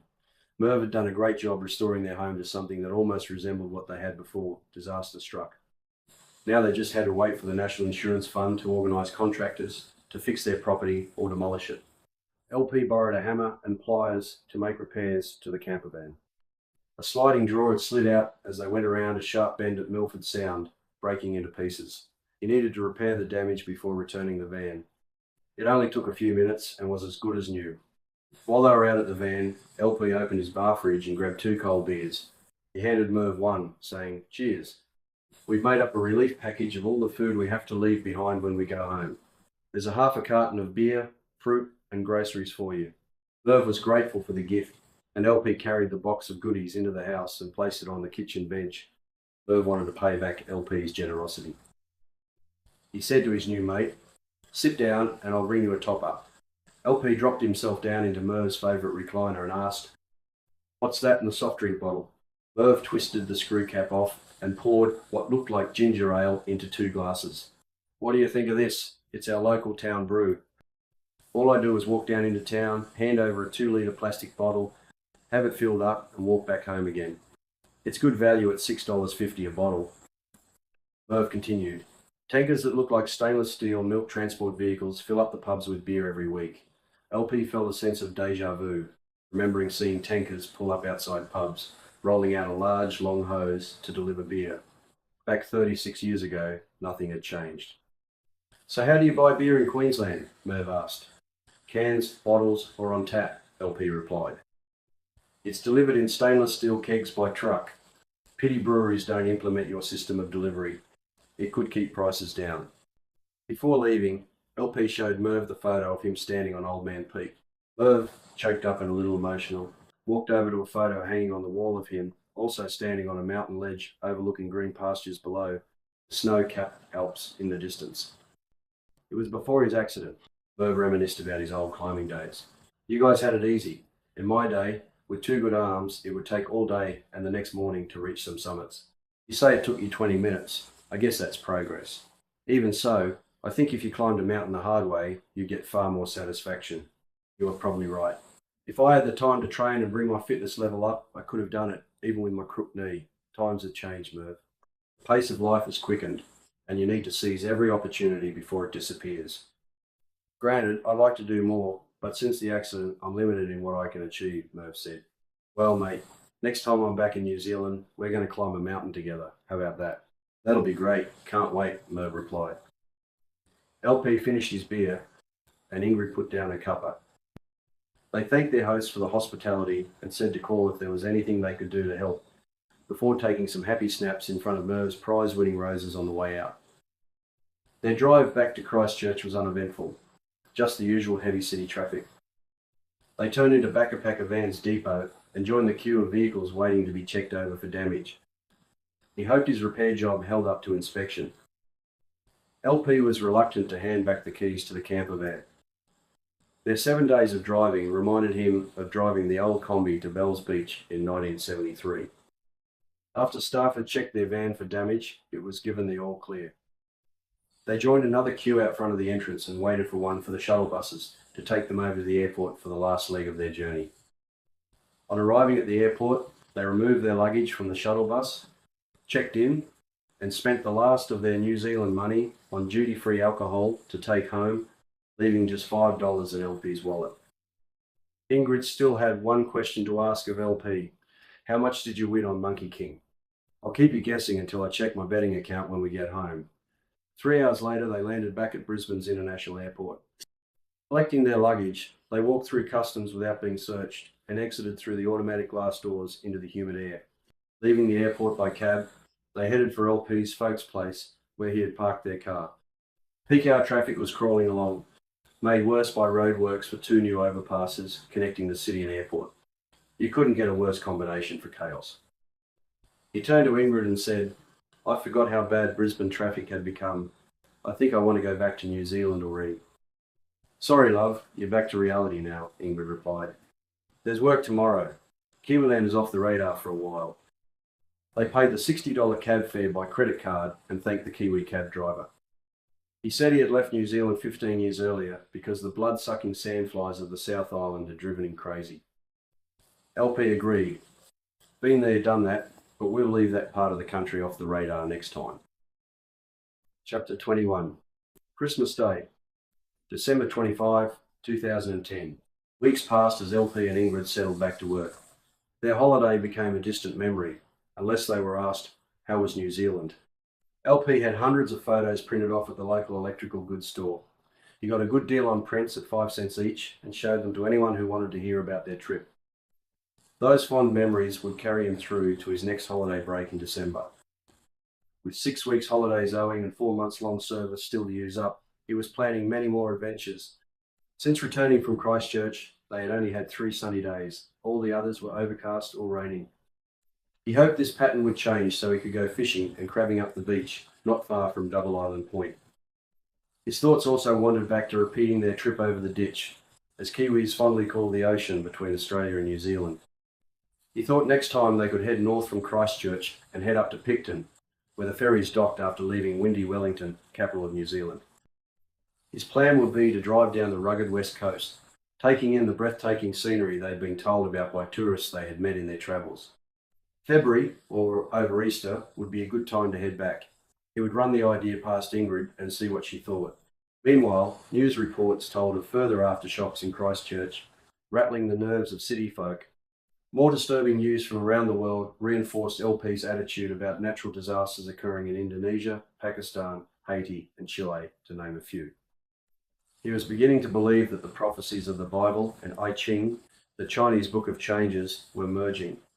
Within a short time, they would bring either destruction or enlightenment. There was also Nostradamus' secret writings to consider, and the Mayan long count calendar, calculated to end after 5,125 years on the 21st of December 2012. The future was looking gloomy, if he believed everything he watched on the nightly news. Continuing news bulletins didn't help his attitude, with reports that the worst aspect of man-made pollution may not be carbon in the atmosphere, but methane. Both went hand in hand. With methane building up in the atmosphere, the title of a book by Bill McKibben, Earth Under Fire, could well come true. ABC TV's Four Corners reported on the drilling and capping of hundreds of coal seam gas wells in Queensland. Prime cattle grazing country, as well as cotton and grain fields, had been adversely affected. Seeping methane gas bubbling up into the atmosphere, as well as chemicals used in fracking to extract coal seam gas, poisoning the land and threatening to compromise Australia's greatest natural asset. The Artesian Basin's underground water resource, the size of Europe, continually provided fresh water to Australia. Thousands of windmill water pumps positioned through the land provided drought relief for marginal land that would not otherwise be suitable for grazing cattle or sheep. Consequently, it had turned a barren landscape into a profitable venture for the first European settlers who came to the area in the early 1800s. Watching ABC's Four Corners program stiffened LP's resolve and only reinforced his concerns that things weren't getting any better. He felt he was becoming a prisoner to an environment spiralling out of control. He concluded governments that could make changes for the well-being of future generations were slow to act in turning the tide of environmental destruction befalling our way of life. This had also endangered other species to the point of extinction. Big business, through lobbying politicians at all levels of government, had influenced decision-making adversely on our planet, allowing carbon to increase beyond what the planet can cope with. Furthermore, it was reported the rate of deforestation had not abated. Bloggers, highlighting habitat ruination, affecting the survival of orangutan populations in Borneo and Sumatra, stated that millions of acres of rainforest habitat were cut down each year to make way for palm oil plantations. That rate of logging and burning could only lead to the extinction of orangutans in the most horrible way, as witnessed in 1997 to 1998's uncontrolled burning, which killed nearly 8,000 of the primates. What happened to those creatures may well mirror how things could pan out for mankind, destroying the ancient forests of their dwelling place and thus, in the not too distant future, destroying the planet we know. Those primates were like the old canaries in the underground coal mines, LP realised. Save them and we save ourselves. For a species to claim intelligence and rule over its domain, they must also take responsibility to look after and protect that environment and its inhabitants. At stake was our place in the universe as a sustainable biosphere for future generations. The time to take a stand was approaching. where one voice, echoed by billions, would create change. That day was coming, by LP's reckoning. LP was becoming increasingly worried about the natural disasters being reported throughout the world. Now events were happening closer to home. Unprecedented flooding along the eastern seaboard of Australia, bushfires over in the west, and more predictions of cyclones in coming months might bring more devastation to parts of North Queensland. This would keep state emergency services on alert for extreme weather conditions to come. His mindset needed some clear thinking, as events unfolded as foretold. To get his mind off things, he opened his unread emails. Bear's was the first he read, bringing a smile to his face as he scrolled down. Bear wrote about the stupidity of some politicians, stating what he would do if he could get hold of the buggers that gave the communist government in Vietnam $160 million to build another bridge across the Mekong River. He'd think once bitten, twice shy. He reckoned what he'd do is grab hold of the politicians responsible and give them a good shake or two to see if any intelligence rose to the surface. They should be treated like working dogs, he felt. If they didn't perform, they shouldn't get Tucker and instead get the bullet. LP could understand why Bear was so pissed off over the government sending $4.5 billion overseas as foreign aid, while the country he loved was left wanting for a disaster fund set up like the one in New Zealand. In his email, Bear wrote, "For every dollar that's sent offshore, $1 should go into an Australian disaster fund to help those affected by flooding, earthquakes, wildfires and cyclones in this country." LP agreed, but emailed back to him that shooting the dog seemed a bit over the top. Christmas Day started out for Ingrid and LP like any other at their home of 31 years. All the presents were piled around a green pine tree, adorned with tinsel and covered in gold bells and a star atop. Flavours filled the air as the food was spread over 2 large glass tables. LP's blue cooler, packed with dry ice, was overflowing with festive spirits. Glancing across at his temperature gauge, he saw that it was 30 degrees already, which at 9 o'clock was making for another hot and humid Christmas day. The sunrise hour passed, with kookaburras laughing to set the morning theme. Family and friends would arrive mid-morning. In the meantime, he packed their four-wheel drive. Tiwa Beach was on his mind. Tomorrow, they would drive up to Tewantin and cross the flooded Noosa River by barge. As everyone arrived for lunch, more presents were placed around the tree for all to see. After all the gifts were opened to great enjoyment, the feast was devoured. LP pushed his chair back, stood up and said, "What a great spread this was. I think we should thank Ingrid for the food, and I'd like to thank everyone for being here." He walked inside and flicked on the local news channel for the latest news on flooding in Queensland. A reporter stood at a Brisbane intersection and reported, "The Bad Meadows Bikers Club, numbering close to 200 riders, 2 abreast, is causing traffic chaos."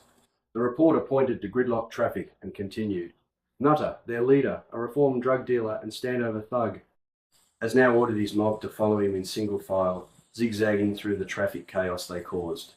Nutter rode his gleaming fat boy Harley, holding the handlebar with his right hand. In his left, he waved a huge brown teddy bear. The other biker club members also carried Christmas presents for sick kids at Brisbane's Royal Children's Hospital. LP called out, "Nutter's got a mention on the midday news." "Yeah, so long as he and his brain-dead bikers keep on riding south, then that's good news," said Ingrid. Nutter and his band of followers made an impressive sight for TV viewers. They entered the hospital precinct, still in single file, and Nutter parked his bike just past a double glass door entrance. Carrying the giant teddy bear under his arm, he walked over to the doorway and handed the bear to a nurse. He then waved through all his other bikers to deliver their presents also. The head matron said, "4 of you can take your gifts in with the nurses to Ward 7B, but be quiet." Nutter waved over Porky, Jimbo and Tiny. All 4 entered a large foyer area where their riding boots squeaked on the gleaming polished floor. They were guided to a wall of lifts on either side of a pale green hallway. Matron pressed the lift button and the doors opened instantly. Nutter and his men, dressed in black, with their colours emblazoned across their leather jackets, marched down the hallway towards 7B. For doctors and nurses, this was the hardest and most rewarding ward to work on. Children being treated for cancer looked up from their beds, and huge smiles greeted the bikies bearing gifts. Nutter glanced down at the chart on the bed end and said, "Hi, Corey. My mates call me Nutter, but you can call me Bruce." To which Corey replied, "I like Nutter better." Nutter's bikie mates covered their laughter at hearing his real name for the very first time. Smiles continued to fill the ward as one by one they laid their presents on the beds. Nada said to Corey, "I was once like you, in pain, until a man whispered some words to me." He knelt down, placing his head next to Corey's, and whispered the same words Bear had said at their last confrontation, in the shadow of Brownie's ancient Dreamtime ancestor, Tibragargan. As Nutter spoke, a teardrop fell on Corey's forehead. "This is your mantra for life," Nutter said. "Make it part of your future." Nutter looked over to the matron and said, "Corey looks very pale. Maybe some sunlight will put colour back into him." She responded, "We're the professionals. Your point is noted." Nutter turned again to Corey and said, "Find the strength within. Bathe yourself in the morning sunlight reflecting off the Glasshouse Mountains when it comes through the window at the end of this hallway. And listen to what these hard-working doctors and nurses tell you." The bikers said goodbye and wished everyone a Merry Christmas. Before walking out, Nutter grabbed hold of the matron's arm and asked quietly, "What chance has he got of beating cancer?" She replied, "Without Medicare, he would have no hope. The latest cancer-fighting drug we're using costs $1,925 a shot. He needs one every day. At this hospital, it's free." Ingrid called out, "Turn that bloody TV off. We're trying to enjoy Christmas Day." "Yeah, I'm coming." "Spare a thought for those that can't spend Christmas Day with family and the police who have to work today," LP said as he returned to the smorgasbord feast for seconds. "Police just want to have fun too." Independent police polling highlighted their good work and congratulated them on a job well done. Their culture of looking after each other in difficult times put many Queenslanders off the good work they did in towns and cities around the state.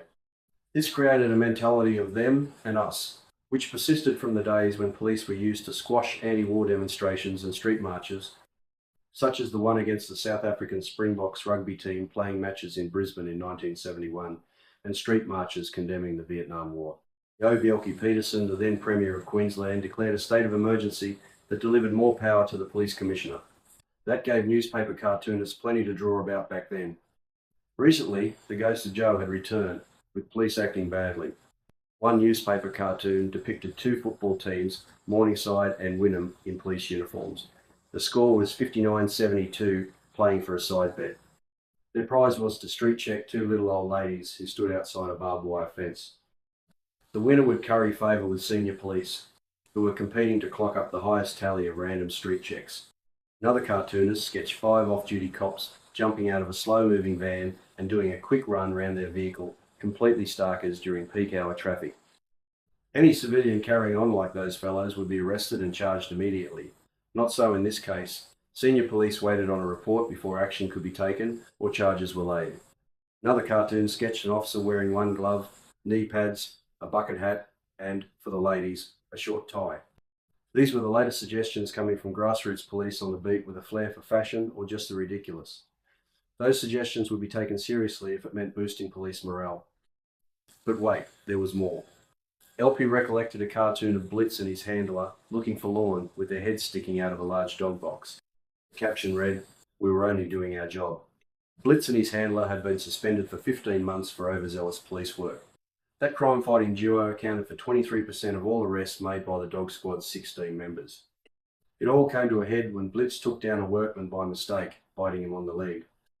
Blitz's hard work had landed him in the doghouse at the Oxley Police Complex. His handler was suspended indefinitely and had to explain why he and Blitz had made so many arrests. Blitz was now off duty and being fed tinned rations. His handler had to account for every morsel of dog food given to his crime-fighting partner. That cartoon prompted senior police to handle Blitz's case proactively to achieve an outcome in line with public opinion. Next was a cartoon of the Premier of Queensland in bed with the Police Commissioner. The government's Criminal Misconduct Commission, CMC, was the overseer, fighting corruption within the public service and police departments. Seeming to be above the law, ready to prosecute breaches of the law, all were accountable to the inquiry's judgment, including the Police Commissioner. But Queenslanders were sceptical of any government stopping Queensland Police, being a law unto themselves with their own code of conduct, just like the bikies. Don't rat on your mates. Another cartoon depicted senior police as snails. Slow to investigate the death of an Indigenous inmate on Palm Island, which resulted in rioting that burnt down the only police station, barracks and courthouse on the island.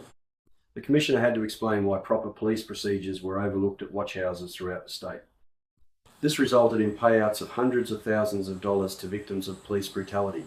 That cartoon was not very funny. Queenslanders could be heard to say that the ghost of Joe had returned.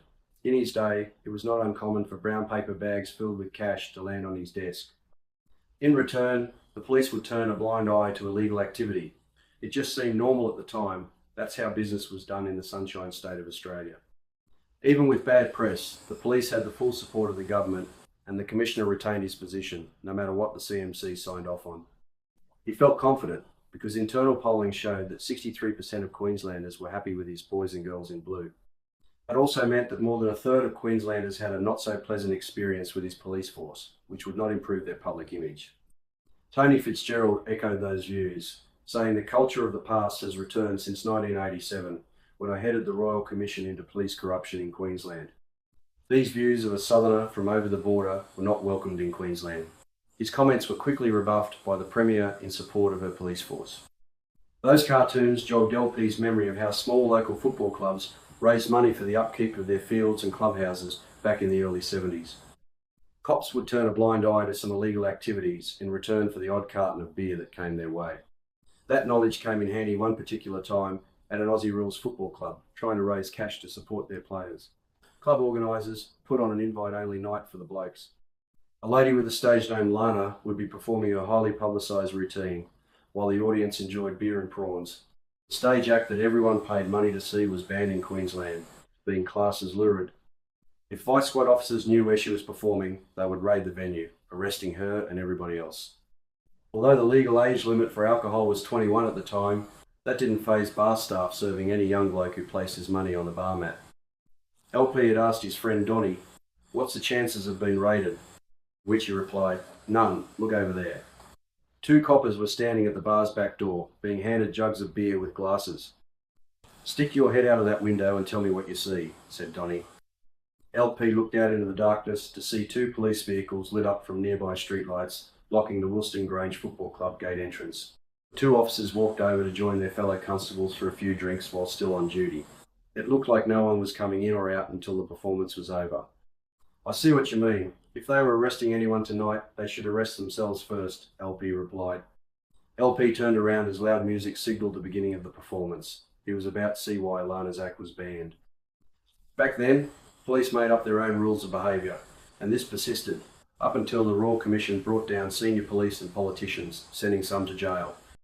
Their belief that they were untouchable and the culture of payoffs and bribes continued during the inquiry of 1987. One blatant example was the Vanuatu Gala Ball. This wasn't the kind of event that the name suggested. Topless waitresses served beer and prawns. Entertainment was provided by well-endowed women mud wrestling, which could be seen by surrounding neighbours in broad daylight. Northey Street, where the ball was held, was listed on police monitors as "Do Not Enter, Roadworks in Progress." Local police officers closed off the road until the charity fundraising function finished. This only reinforced LP's view that little had changed in the force in Queensland. Chapter 22, New Year's Eve. December 31, 2010. LP rolled his head towards the window and opened his eyes to see sunlight breaking through storm clouds over the horizon. He could hear ocean waves as they broke on shore, washing away vehicle tracks made at low tide, returning Tiwa Beach to its pristine beauty. Floodwaters gushed out through the Noosa River mouth to the south of Tiwa Township. The water on the shoreline turned brown, with ocean foam rolling along a normally pleasant outlook. Stormwater spreading out along the foreshore and strong south, easterlies would prevent any early morning swimmers coming down for a morning dip on Tiwa's normally white sandy beach. Ingrid moaned. "What time is it? I want to sleep in. Pull the curtains closed." LP rolled over and placed both feet on the cool, polished floorboards. He closed the curtains and went out into the living area, quietly closing the door behind him. He clicked on the TV and flicked through the channels until he saw floodwaters flowing down Queensland's Fitzroy River. ABC 24-hour News was reporting on flooding throughout central Queensland, west of Theodore and St George, and back to the coast, an area the size of Texas. The Fitzroy River flowed through the heart of Rockhampton, a major city in the region. 2 large bridges looked like they were holding the city together as residents braced themselves for the full onslaught of flooding upstream. The airport was already underwater, and within days, all roads leading to town would be closed. Rocky would become isolated, with only volunteer state emergency services and police personnel continuing to evacuate locals to higher ground as the river peaked. Those men and women also had to battle rising waters and avoid deadly snakes and crocs that had been flushed out of their dens and waterholes. He sympathised with those affected up north. To some extent, flooding was also increasing in Queensland's capital of Brisbane. LP and Cato's places were high and dry, and flooding would not affect them, although a rising Noosa River might shut down two Wannin's two barges, which were their only way back south across the river. LP had seen enough bad news for now and switched the TV off. He headed over to Cato's place, overlooking Tiwa Beach. Brownie was due to be staying there tonight for New Year's Eve, if he could get through. Bear's old place was just around the corner as well, but no one was staying there this year. It had no plumbing while the bathroom was being renovated. LP strolled up the sandy track to Cato's front yard, which was covered by bush and shrubs, creating a private courtyard.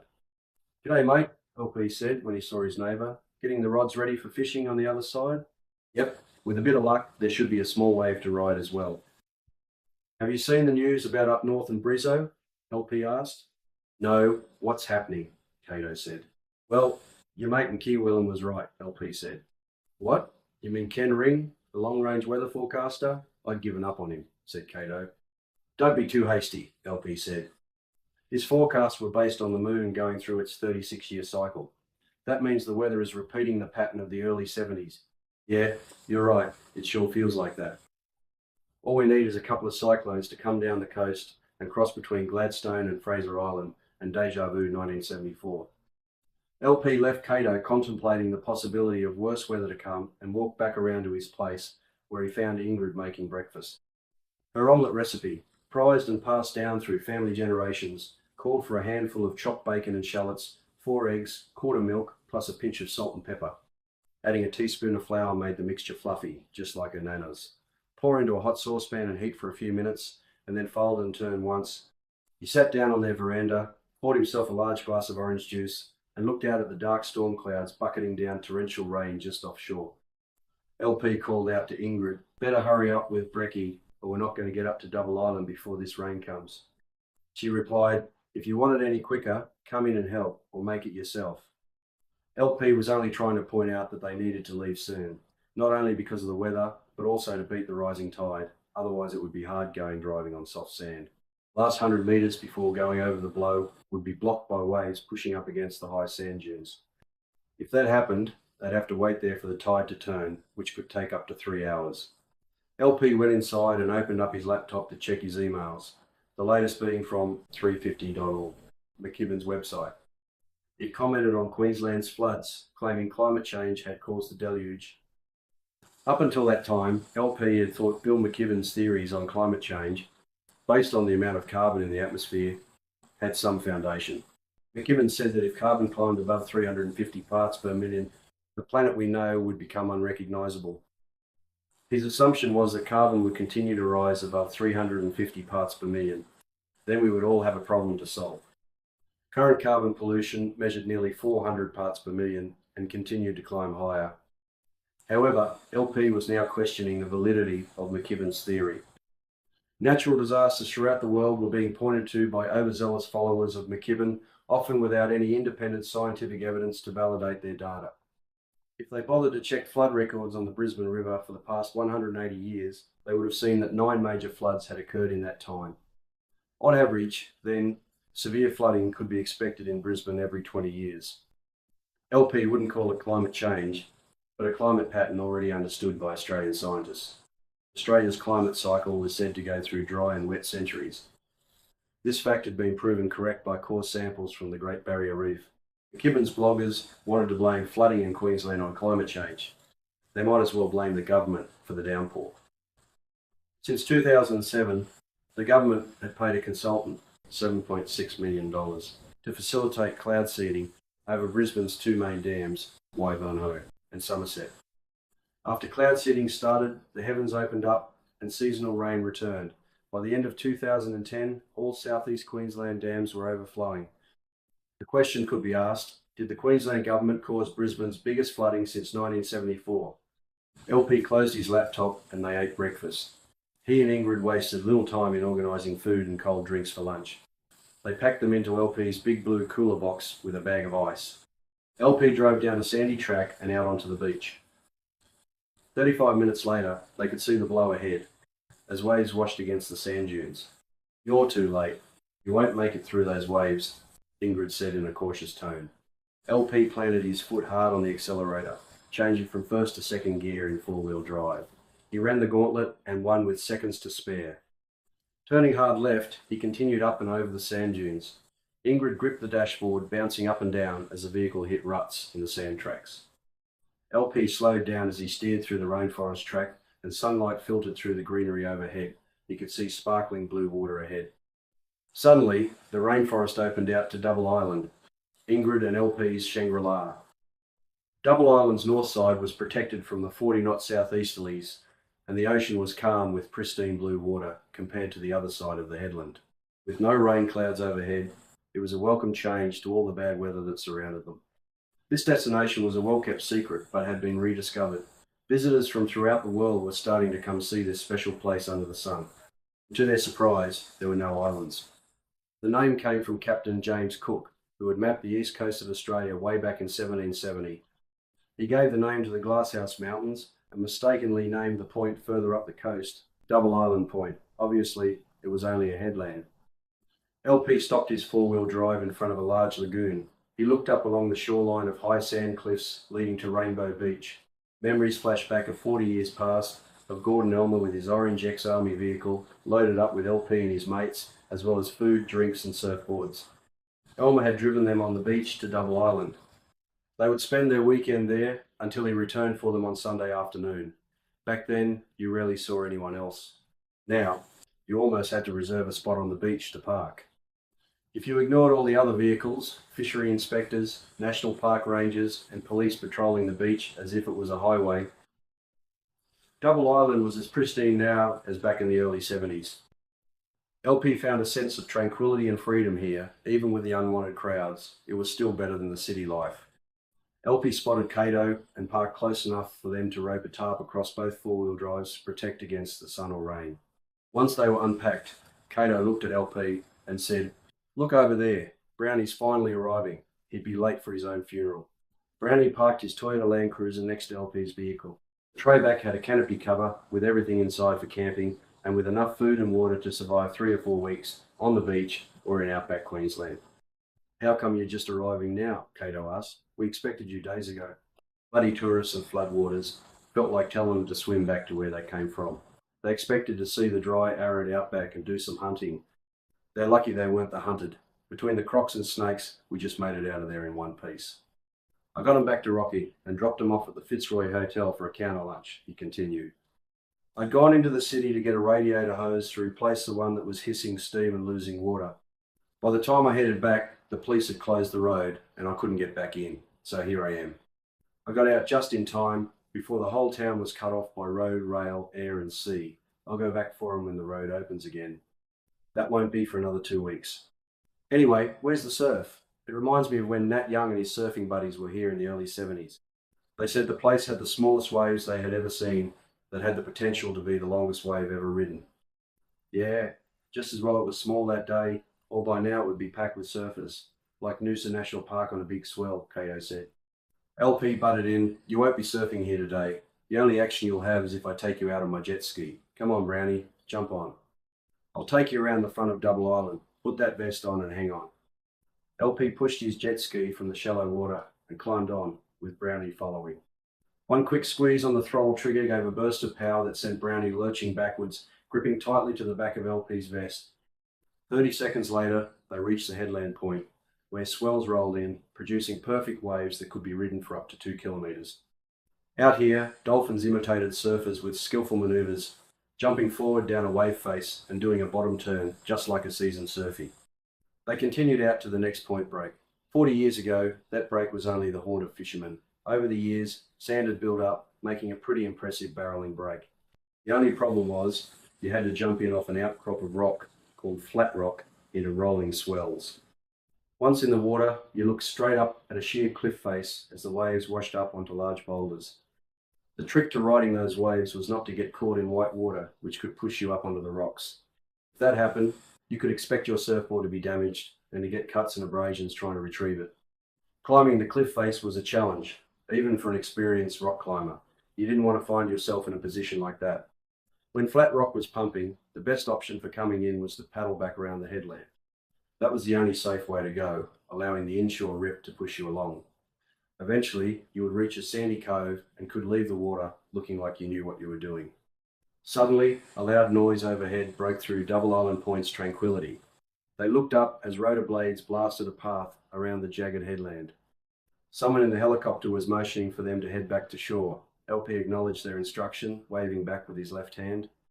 They couldn't tell if it was fisheries, national parks, or police, but they followed the helicopter back as it landed.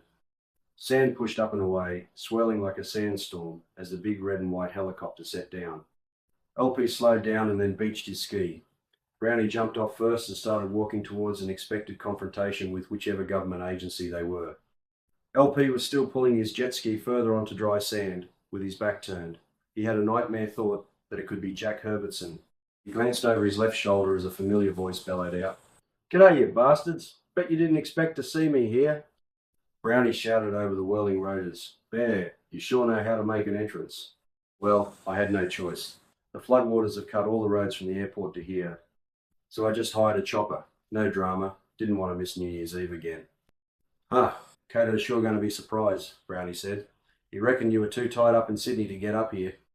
LP opened up the front compartment of the jet ski and grabbed another life jacket. He handed it to Bear and said, "Climb on. There's room for 3. Let's go." Bear signaled thumbs up to his chopper pilot, and the swirling blades churned up sand as the helicopter turned sharply and disappeared out of sight around the headland. They headed back down to the camp, and with a turning tide, LP drove his jet ski as far up the sand as possible. He reversed his RV and put his ski onto the weather-beaten trailer, ready for the run back over the blow, down the beach, and back to their house. Bear helped Cato untie the ropes, holding the tarp up. Then they rolled it up and packed it away for another day. Bear climbed into Cato's cruiser, and the vehicles drove in convoy back along the beach to their holiday houses. Bear asked, "Was there anything special happening for New Year? No trouble from coppers or bikers, I hope." The only thing out of the ordinary was 2 undercover coppers turning up at a wedding at a neighbour's house. "I was there having a couple of drinks with them," Cato said. "How did you know they were coppers?" asked Bear. Cato said, "The next day they were in uniform doing random breath testing, but I wouldn't make much out of it. I think they were just off-duty cops looking for a late-night party to crash." "What's LP up to?" Bear asked. He phoned and said there was one more thing that had to be done with the scroll. He didn't say what was on his mind, just to be here this time. "So what do you know?" Cato's response was hesitant. LP believes that the scroll has to be downloaded at midnight this New Year's Eve. The positioning of the 3 beach houses, each with a laptop, one of which is George's old one, will form a triangle pointing directly to Mount Biwa in the Glasshouse Mountains, the home of Brownie's ancient ancestors from Dreamtime. "Get real," Bear said. "I'm having a break from Sydney's rat race. I don't want to hear any more about images, aliens, downloads, and bent coppers." "Okay, but that's not all." He's convinced that the axis of the pyramid that the laptops form when pointed at Mount Biwa will create a direct link to a planet 1,000 light years away, rotating in the opposite direction to its sun. Cato said, shaking his head in disbelief, "If he wasn't a mate, I'd think he's completely nuts." "Is he using his fortune-telling skills again?" Bear asked, while scratching his head. "Look, there's no harm in humouring him," Cato said. "All he asked is that at midnight, George's old laptop, his PC, and Brownie simultaneously download the scroll. That's no great drama." "Okay, I can't see a problem with that, but it'd better be the end of it all," Bear said. "I don't want any more trouble from bikers, police, and religious fanatics turning up again. Tell me what happened with that footage implicating the Commissioner shooting George." "We found it, but it was only recently that we could copy it. We had to run the footage on George's laptop and film it with LP's new video camera. Now it's ready to upload to YouTube," Cato said with a grin. "Hang on," Bear said. "If Herbertson gets wind of what you're doing, he won't let sleeping dogs lie any longer." Cato, still smiling, responded, "Jack Herbertson ain't the Commissioner anymore. He now heads the Counter-Terrorism Agency in the Federal Police in Canberra. He wouldn't give us a lot of second thought these days, so don't worry about that." "Come on, Bear, let's knock down a few beers and talk about the old times," Cato said, "and we'll see the new year in with some fireworks." "How did you get hold of fireworks?" Bear asked. "They're illegal." "Bangabob," replied Cato. "I bought the last lot 2 years ago, before he was arrested and thrown in jail." I've still got a couple of mortars left from last New Year's Eve. They should be pretty spectacular. Bear said, that'll make New Year go off with a big bang, but what I want to do now is go crabbing. Bear was keen to pack in as much holiday time as he could in the 24 hours before he had to head back to Sydney. He really wanted to go fishing and crabbing along the Noosa River. He didn't eat crab meat, but liked the challenge of catching them and avoiding their vice-like grip. It was late afternoon when they returned, and a bright orange sun was setting over the horizon, with dark storm clouds moving above. Bear spotted LP's crab pots stacked against the house and said, "Come on, we're wasting time. Throw those pots in the tinny. Let's go crabbing." Pots, rods and bait were placed into LP's boat, and they headed back towards the barge on the Noosa River, where they would launch their crabbing mission. LP manoeuvred the boat trailer down a small cement ramp next to the Noosa barge and slid his 14-foot tinny into the murky brown water. Brownie climbed in while Bear held the boat. LP parked his four-wheel drive away from the boat ramp, locked it up and got into the boat. Bear pushed the tinny away from shore, jumping in while LP motored in reverse. After turning the tinny, he accelerated downstream, past a small island with a wooden jetty jutting out from mangroves that surrounded the island, and headed towards the river mouth. Minutes later, LP turned hard to port into a mangrove-covered inlet that only a few locals knew about. He yelled, "Duck!" as he entered. LP slowed his boat to a punt as it pushed through into a huge lagoon, saying, "This is where we're fishing, out of the wind and current." After they anchored, Bear threw out 3 crab pots and proceeded to cast out their lines and wait for a feed of fresh fish, whiting or bream, that they could cook up on the barbie later. The stillness was broken by Bear's rod as it twanged and bent sharply. He gave it a quick pull backwards and had his first fish jagged. It was a big one and put up an enormous fight, coming to the surface twice before Bear could pull it up and over the edge of the boat. It was a huge grunter bream, around 55 centimetres long and probably weighing in at nearly 5 kilos. Bear's monster catch would win any fishing contest on the coast. Even so, this was going on their barbie for a feed tonight. After an hour of fishing, it looked like Bear's catch would be the only fish for dinner. He stood up with the oar in both hands and started moving the boat slowly over to their floats, pulling up 3 empty crab pots. Bear was not happy and said, "There's muddies in this river and I'm going to find them. Pull up anchor and head back upstream." Bear, being not shy to solve a problem, continued, "Head over to those couple of floats near that island. We'll see if they'll give us a feed of muddies." No one wanted to remind Bear that there were laws against raiding someone else's crab pots. They knew his answer. "How many times have my pots been raided? I'm just returning the favour." LP motored slowly alongside the first float as Bear pulled up a rope to reveal 2 captured muddies, 1 large buck and a small female. Bear tipped the pot on its side and both crabs dropped out. He reached down to grab the green female by its back flap and threw it overboard. He then moved in on the agitated male mud crab, which reared up, snapping its 2 giant claws. Bear avoided the claws and grabbed the crab from behind. Mud crab liked wrestling but didn't stand a chance against Bear's quick reflexes. He placed his prize in a blue bucket and then grabbed 2 VB beers and put them in the crab pot, sinking it back in the river. That was his payment, as well as a bit of a joke. Whoever owned that pot would think it a southerner had raided its contents. Queenslanders would have used the local brew, 4X. Moving along. Brownie pointed his torch at the next float. He quickly pulled up another pot and gave a thumbs up, another large buck. He shook the pot, and the crab dropped directly into the claws of his first capture. Brownie said, "Drop the pot quick smart and just punt around to the other side of this island." "What for?" Bear asked. "Some of the locals use the dense bush area along the mangroves to grow their own weed," he said. "We'll help ourselves to a few leaves." As LP pulled up against the small jetty, he asked, "What's the name of this island?" Makepeace Island is its name now. It used to be called Pig Island. When the owner, a Miss Makepeace, passed away, she left the property to a woman shopkeeper she had befriended. She sold it to a local artist who used it as his home and studio. He organised the name change to Makepeace Island and then years later sold it to a high-profile executive who now allows it to be used for conferences and recreation for his airline staff. It's rumoured he paid $4 million for it. As they approached, lights were on and people were standing on the veranda. Brownie said, "I won't be long. Cut the engine and hand me that torch." LP and Bear watched him disappear into the darkness and waited quietly, not wanting to bring any attention to their ill-gotten booty.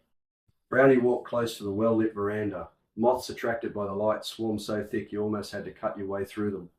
He noticed a woman standing on the veranda. as he brushed several moths away from his eyes. She had bright red hair, pale white skin, and freckles. He thought, I know that woman. Walking up several stairs, he tapped her on the shoulder and said, Hello, Riverina. Startled at first, the woman turned and then recognised the voice. She looked into his face and said, Brownie, what are you doing here? Ah, a bit of crabbing and fishing. Just stopped to use your toilet. Funny, ha ha, she replied. So, how you been? Keeping well, I hope. Yeah, good, real good, she said.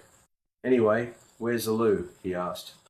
She grabbed his hand and led him down a hallway, opened a door and pushed him in. She followed, closing and locking the door behind her. They were about to repeat their mile-high encounter when they had last met on a flight from Alice Springs. Fireworks were going off early for Brownie at ground level. Chapter 23. As they waited for Brownie to return, LP and Bear grew anxious about why he was taking so long. Bear turned to LP and said, He's taking his bloody time. Hope he hasn't run into any trouble. Yeah, like the night before going south to Bell's Beach, when we had that bit of a punch-up with that skinhead mob on the top floor of Lennon's hotel. While waiting for Brownie, they reminisced over what had happened that night. LP had downed a schooner of beer before walking down a narrow pathway between table and chairs. He had told Brownie and Bear, Keep an eye on my back. Those dickhead skinheads could be trouble. LP squeezed his way past one bloke blocking the entrance to the men's room. As soon as he walked back out, seeing nothing had changed, he pushed forward a white chair with an angry skinhead gasping for breath as his chest was pushed into the corner table. Brownie and Bear, seeing what was erupting, started running towards their mate. 4 tattooed chrome-domed blokes jumped up from their chairs and one slid across the table towards LP. LP raised his arm and gave him a right uppercut to the nose with enough force to splinter bone, piercing his forehead. Brownie, with the force of his Dreamtime ancestors surrounding him in spirit, raised his left leg and kicked another opponent in the head, sending him smashing to a floor soaked in spilt beer. Bear nabbed another skinhead and gave him 3 quick jabs to his ribs, plus one almighty punch to crack the bloke's jaw. He fell down, blood trickling from his mouth. Bouncers pounced, restraining Bear, Brownie and LP. They quickly pushed them towards Lennon's top floor foyer of lifts to be sent down out onto Brisbane's Queen Street. Bear was agitated and itching to finish the fight. He figured those skinheads would be ejected pretty soon. They started walking down a well-lit pavement when Bear pointed to a dark laneway, indicating that this was where they should wait for their prey. Where they waited, they could keep surveillance on the King George Square car park, where Bear's Charger was parked. After waiting 20 minutes, Bear finally decided that they should call it a night and head back to his car. They walked out of the alleyway and crossed the street to the car park. Randy called out, There they are, walking across the road. Bear and his mates stood around a corner down a ramp at the first level of the car park. Ramp spiraled down 7 levels with no other vehicle exit. 4 bloodied skinheads entered the heavily lit car park. Bear jumped out in front of them, screaming, Okay, bastards, I'm going to show you what a modern-day warrior would do to you assholes. Like cornered animals, they stood motionless. Bear started poking their leader in his chest to get a response. He didn't want to throw the first punch. Instead, he raised both arms and then, like a giant grizzly bear, he shredded and ripped the shirt off his prey. At that moment, laughter could be heard at the car park entrance. 2 constables stood watching what was happening. LP and Brownie had also spotted the police entering the car park. Laughter stopped suddenly as a voice yelled out, You've got just 30 seconds to get in your cars and leave. Otherwise, 2 paddy wagons are waiting outside to take you all to the city watch house. The constable stood to attention as the sergeant in charge stood utterly silent, waiting for his command to be heeded. Bear looked over to LP and Brownie, saying, That's a reasonable request. They got into Bear's V8 Charger, giving a couple of revs that echoed throughout the underground car park. With wheels screeching and smoking, they drove out onto Adelaide Street. LP said, Look over there. Sarge wasn't bluffing. 2 paddy wagons were indeed awaiting them. As he finished reminiscing, Bear said, That's a good story. I like that one. Pity the cops aren't as reasonable now as back then. These days, they book you or throw you in jail over almost anything. Several minutes later, Brownie returned with a 2-metre high marijuana plant covered in flower heads. He had literally pulled it, roots and all, out of the ground. What took you so long? Bear asked. It was a little cramped where I ended up, he replied. Took a wrong turn, but it's all okay now. Let's get out of here. They motored back the way they had come. LP had placed the plant under the boat's flooring. If they were stopped by fisheries or water police and the plant was found, they'd be in the lockup for New Year's Eve. They arrived back at the boat ramp under cover of darkness. LP climbed out, ran across to his vehicle, and backed it over to retrieve his boat. Bear opened the front passenger door and climbed in. Brownie sat in the back seat, keeping an eye on the boat as it was pulled from the water. Brownie asked LP about last New Year's Eve. "Have you figured out what was meant by saying that ice would cover the land for 30 nights? LP replied, "My interpretation is that it had something to do with a severe winter in the Northern Hemisphere. Major blackouts would follow throughout the north for up to 30 days. Even so, it could be something else." "What do you mean?" Brownie asked.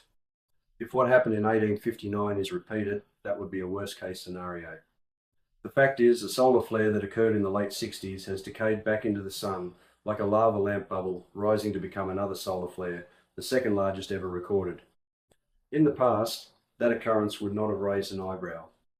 However, now that we are dependent on satellite communications and power generation, things have changed. If they were knocked out, planes and ships could not navigate. Mobile phones, computers, and the like would fail. Cities of the world would come to a standstill. Panic would set in, and police and emergency services would have to restore order." Brownie looked shocked, shaking his head in disbelief. He said, "What can be done?" LP replied, "Hopefully the power grids have been upgraded. New circuit breakers needed to be installed in old transformers. That's the weak link that needed to be fixed." Brownie said, "I'll go back to the mountain and ask for help from my Dreamtime ancestors." "Wishful thinking there, Brownie." "That worked once, but you had help on the mountain that day," LP said. 10 minutes later, they were back at LP's house, cleaning up their catch. Bear walked over to an outdoor bench to scale and gut his monster fish. Brownie lent a hand, taking the bucket of mud crabs over to the bench. He turned the bucket on its side, revealing 2 snapping mud crabs. He grabbed his shovel and quickly pushed it through the middle of each crab's hard back shell, killing them instantly. This was how he prepared crab for cooking. Brownie considered it far more humane than boiling them alive. LP had water boiling on the stove upstairs, and Brownie placed 4 clean pieces of crab into the boiling salt water. Bear followed them upstairs, placing his prize fish on alfoil, already buttered, peppered, and seasoned. He gave it a good squeeze of lemon juice and wrapped it up before placing it in LP's oven. Ingrid turned from watching TV and said, "Smells good. About time you guys did some cooking. Why not make it a habit instead of only at your barbies?" The guys grinned as Brownie replied, "We are hunters and gatherers. We won't be making this a habit." 7 minutes later, Bear's crabs were cooked, the shells changing from a dark green to orange. He removed them from the boiling hot water with tongs and placed them on a plate to cool. Bear grabbed 3 coldies from the top shelf of the fridge, twisting the tops off and handing them around. After knocking down a stubby each, Bear opened the oven. As he removed his prize catch, an aroma filled the air with flavours that made everyone's mouth water. He placed his grunter bream and the mud crab pieces on the outdoor table. Like vultures, the guys swooped down, devouring everything in sight.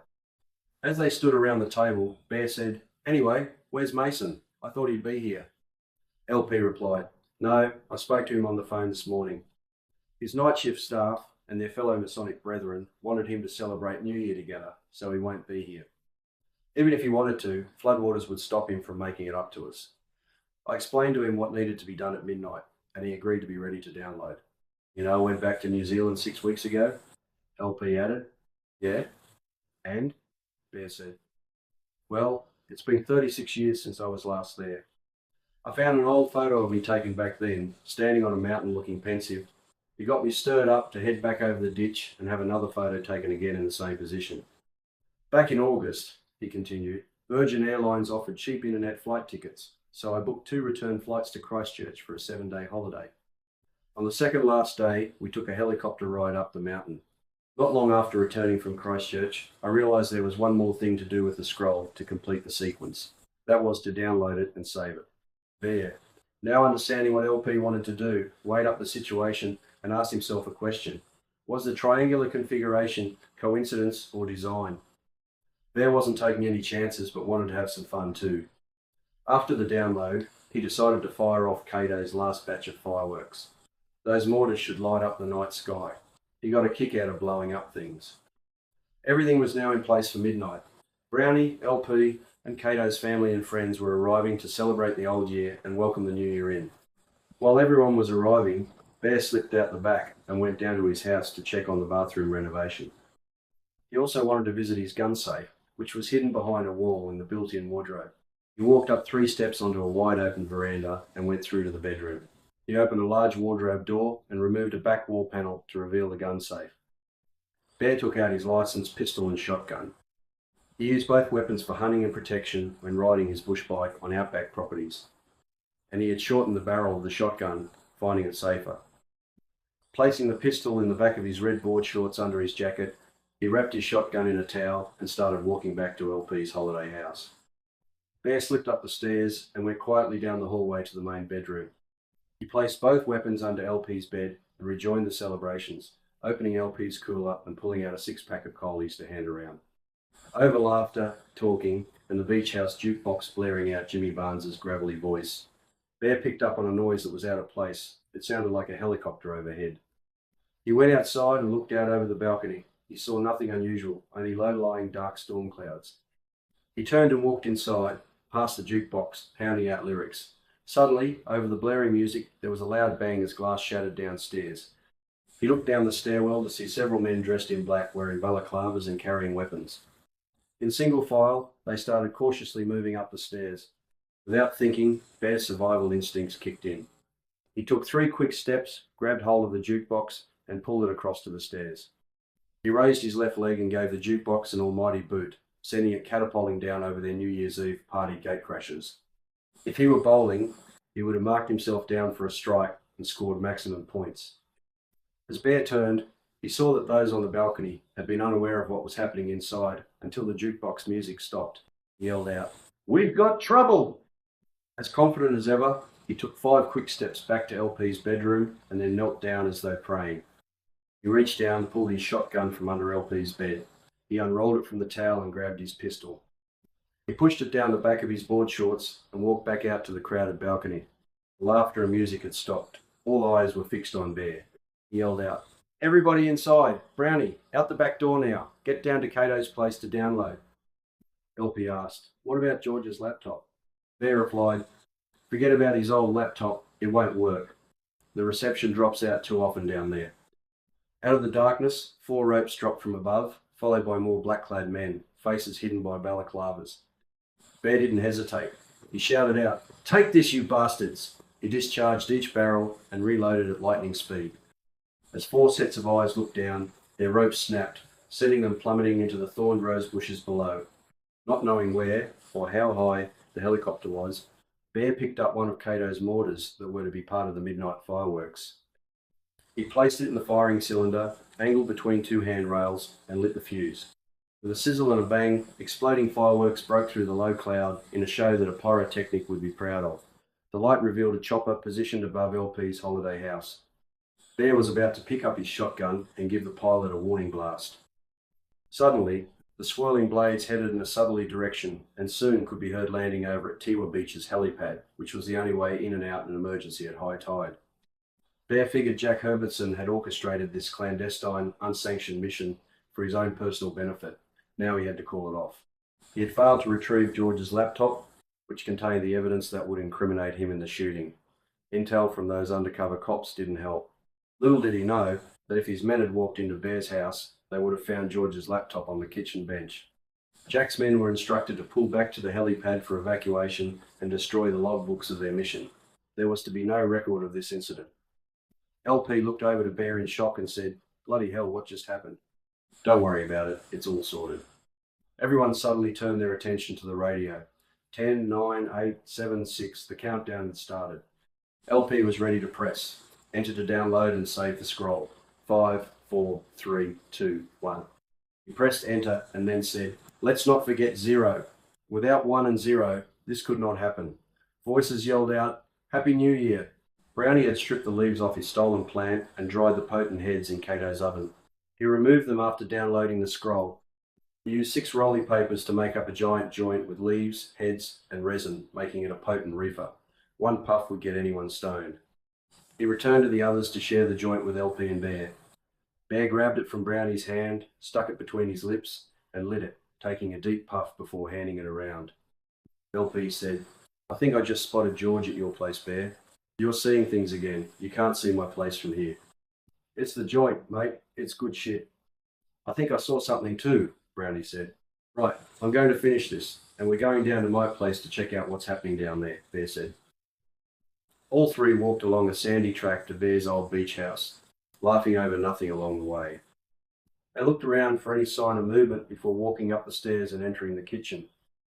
Looking over to George's laptop on the bench, they saw the scroll displayed as a screensaver. LP said, I told you guys something like this would happen when the laptops were aligned with Mount Biwa. Now do you believe me? There should be no reception here. The only possibility is Brownie got reception. Brownie, did you come in here and download this? He replied, no, definitely not. I was too busy rolling that big fat joint. All right, Bear said. Check where it was saved. It might give us a clue. He pressed enter and opened up the file. They all started to read. Hi guys, couldn't stay long. Your triangular configuration allowed time to fold in, creating a three-dimensional portal to open up a crack in antimatter, like the timeline markers of old at the ancient Bora rings. That's given me enough time to let you know I'm doing all right, and to enlighten what is to be achieved when the image within the scroll and words whispered are combined. It will allow you to connect to the greatness within that will go back to the Creator. And at that moment, you will know your immortality. The scroll is saved. Knowledge and wisdom are at your fingertips. Equinox. The end is the beginning. Life renewed. Omega and Alpha.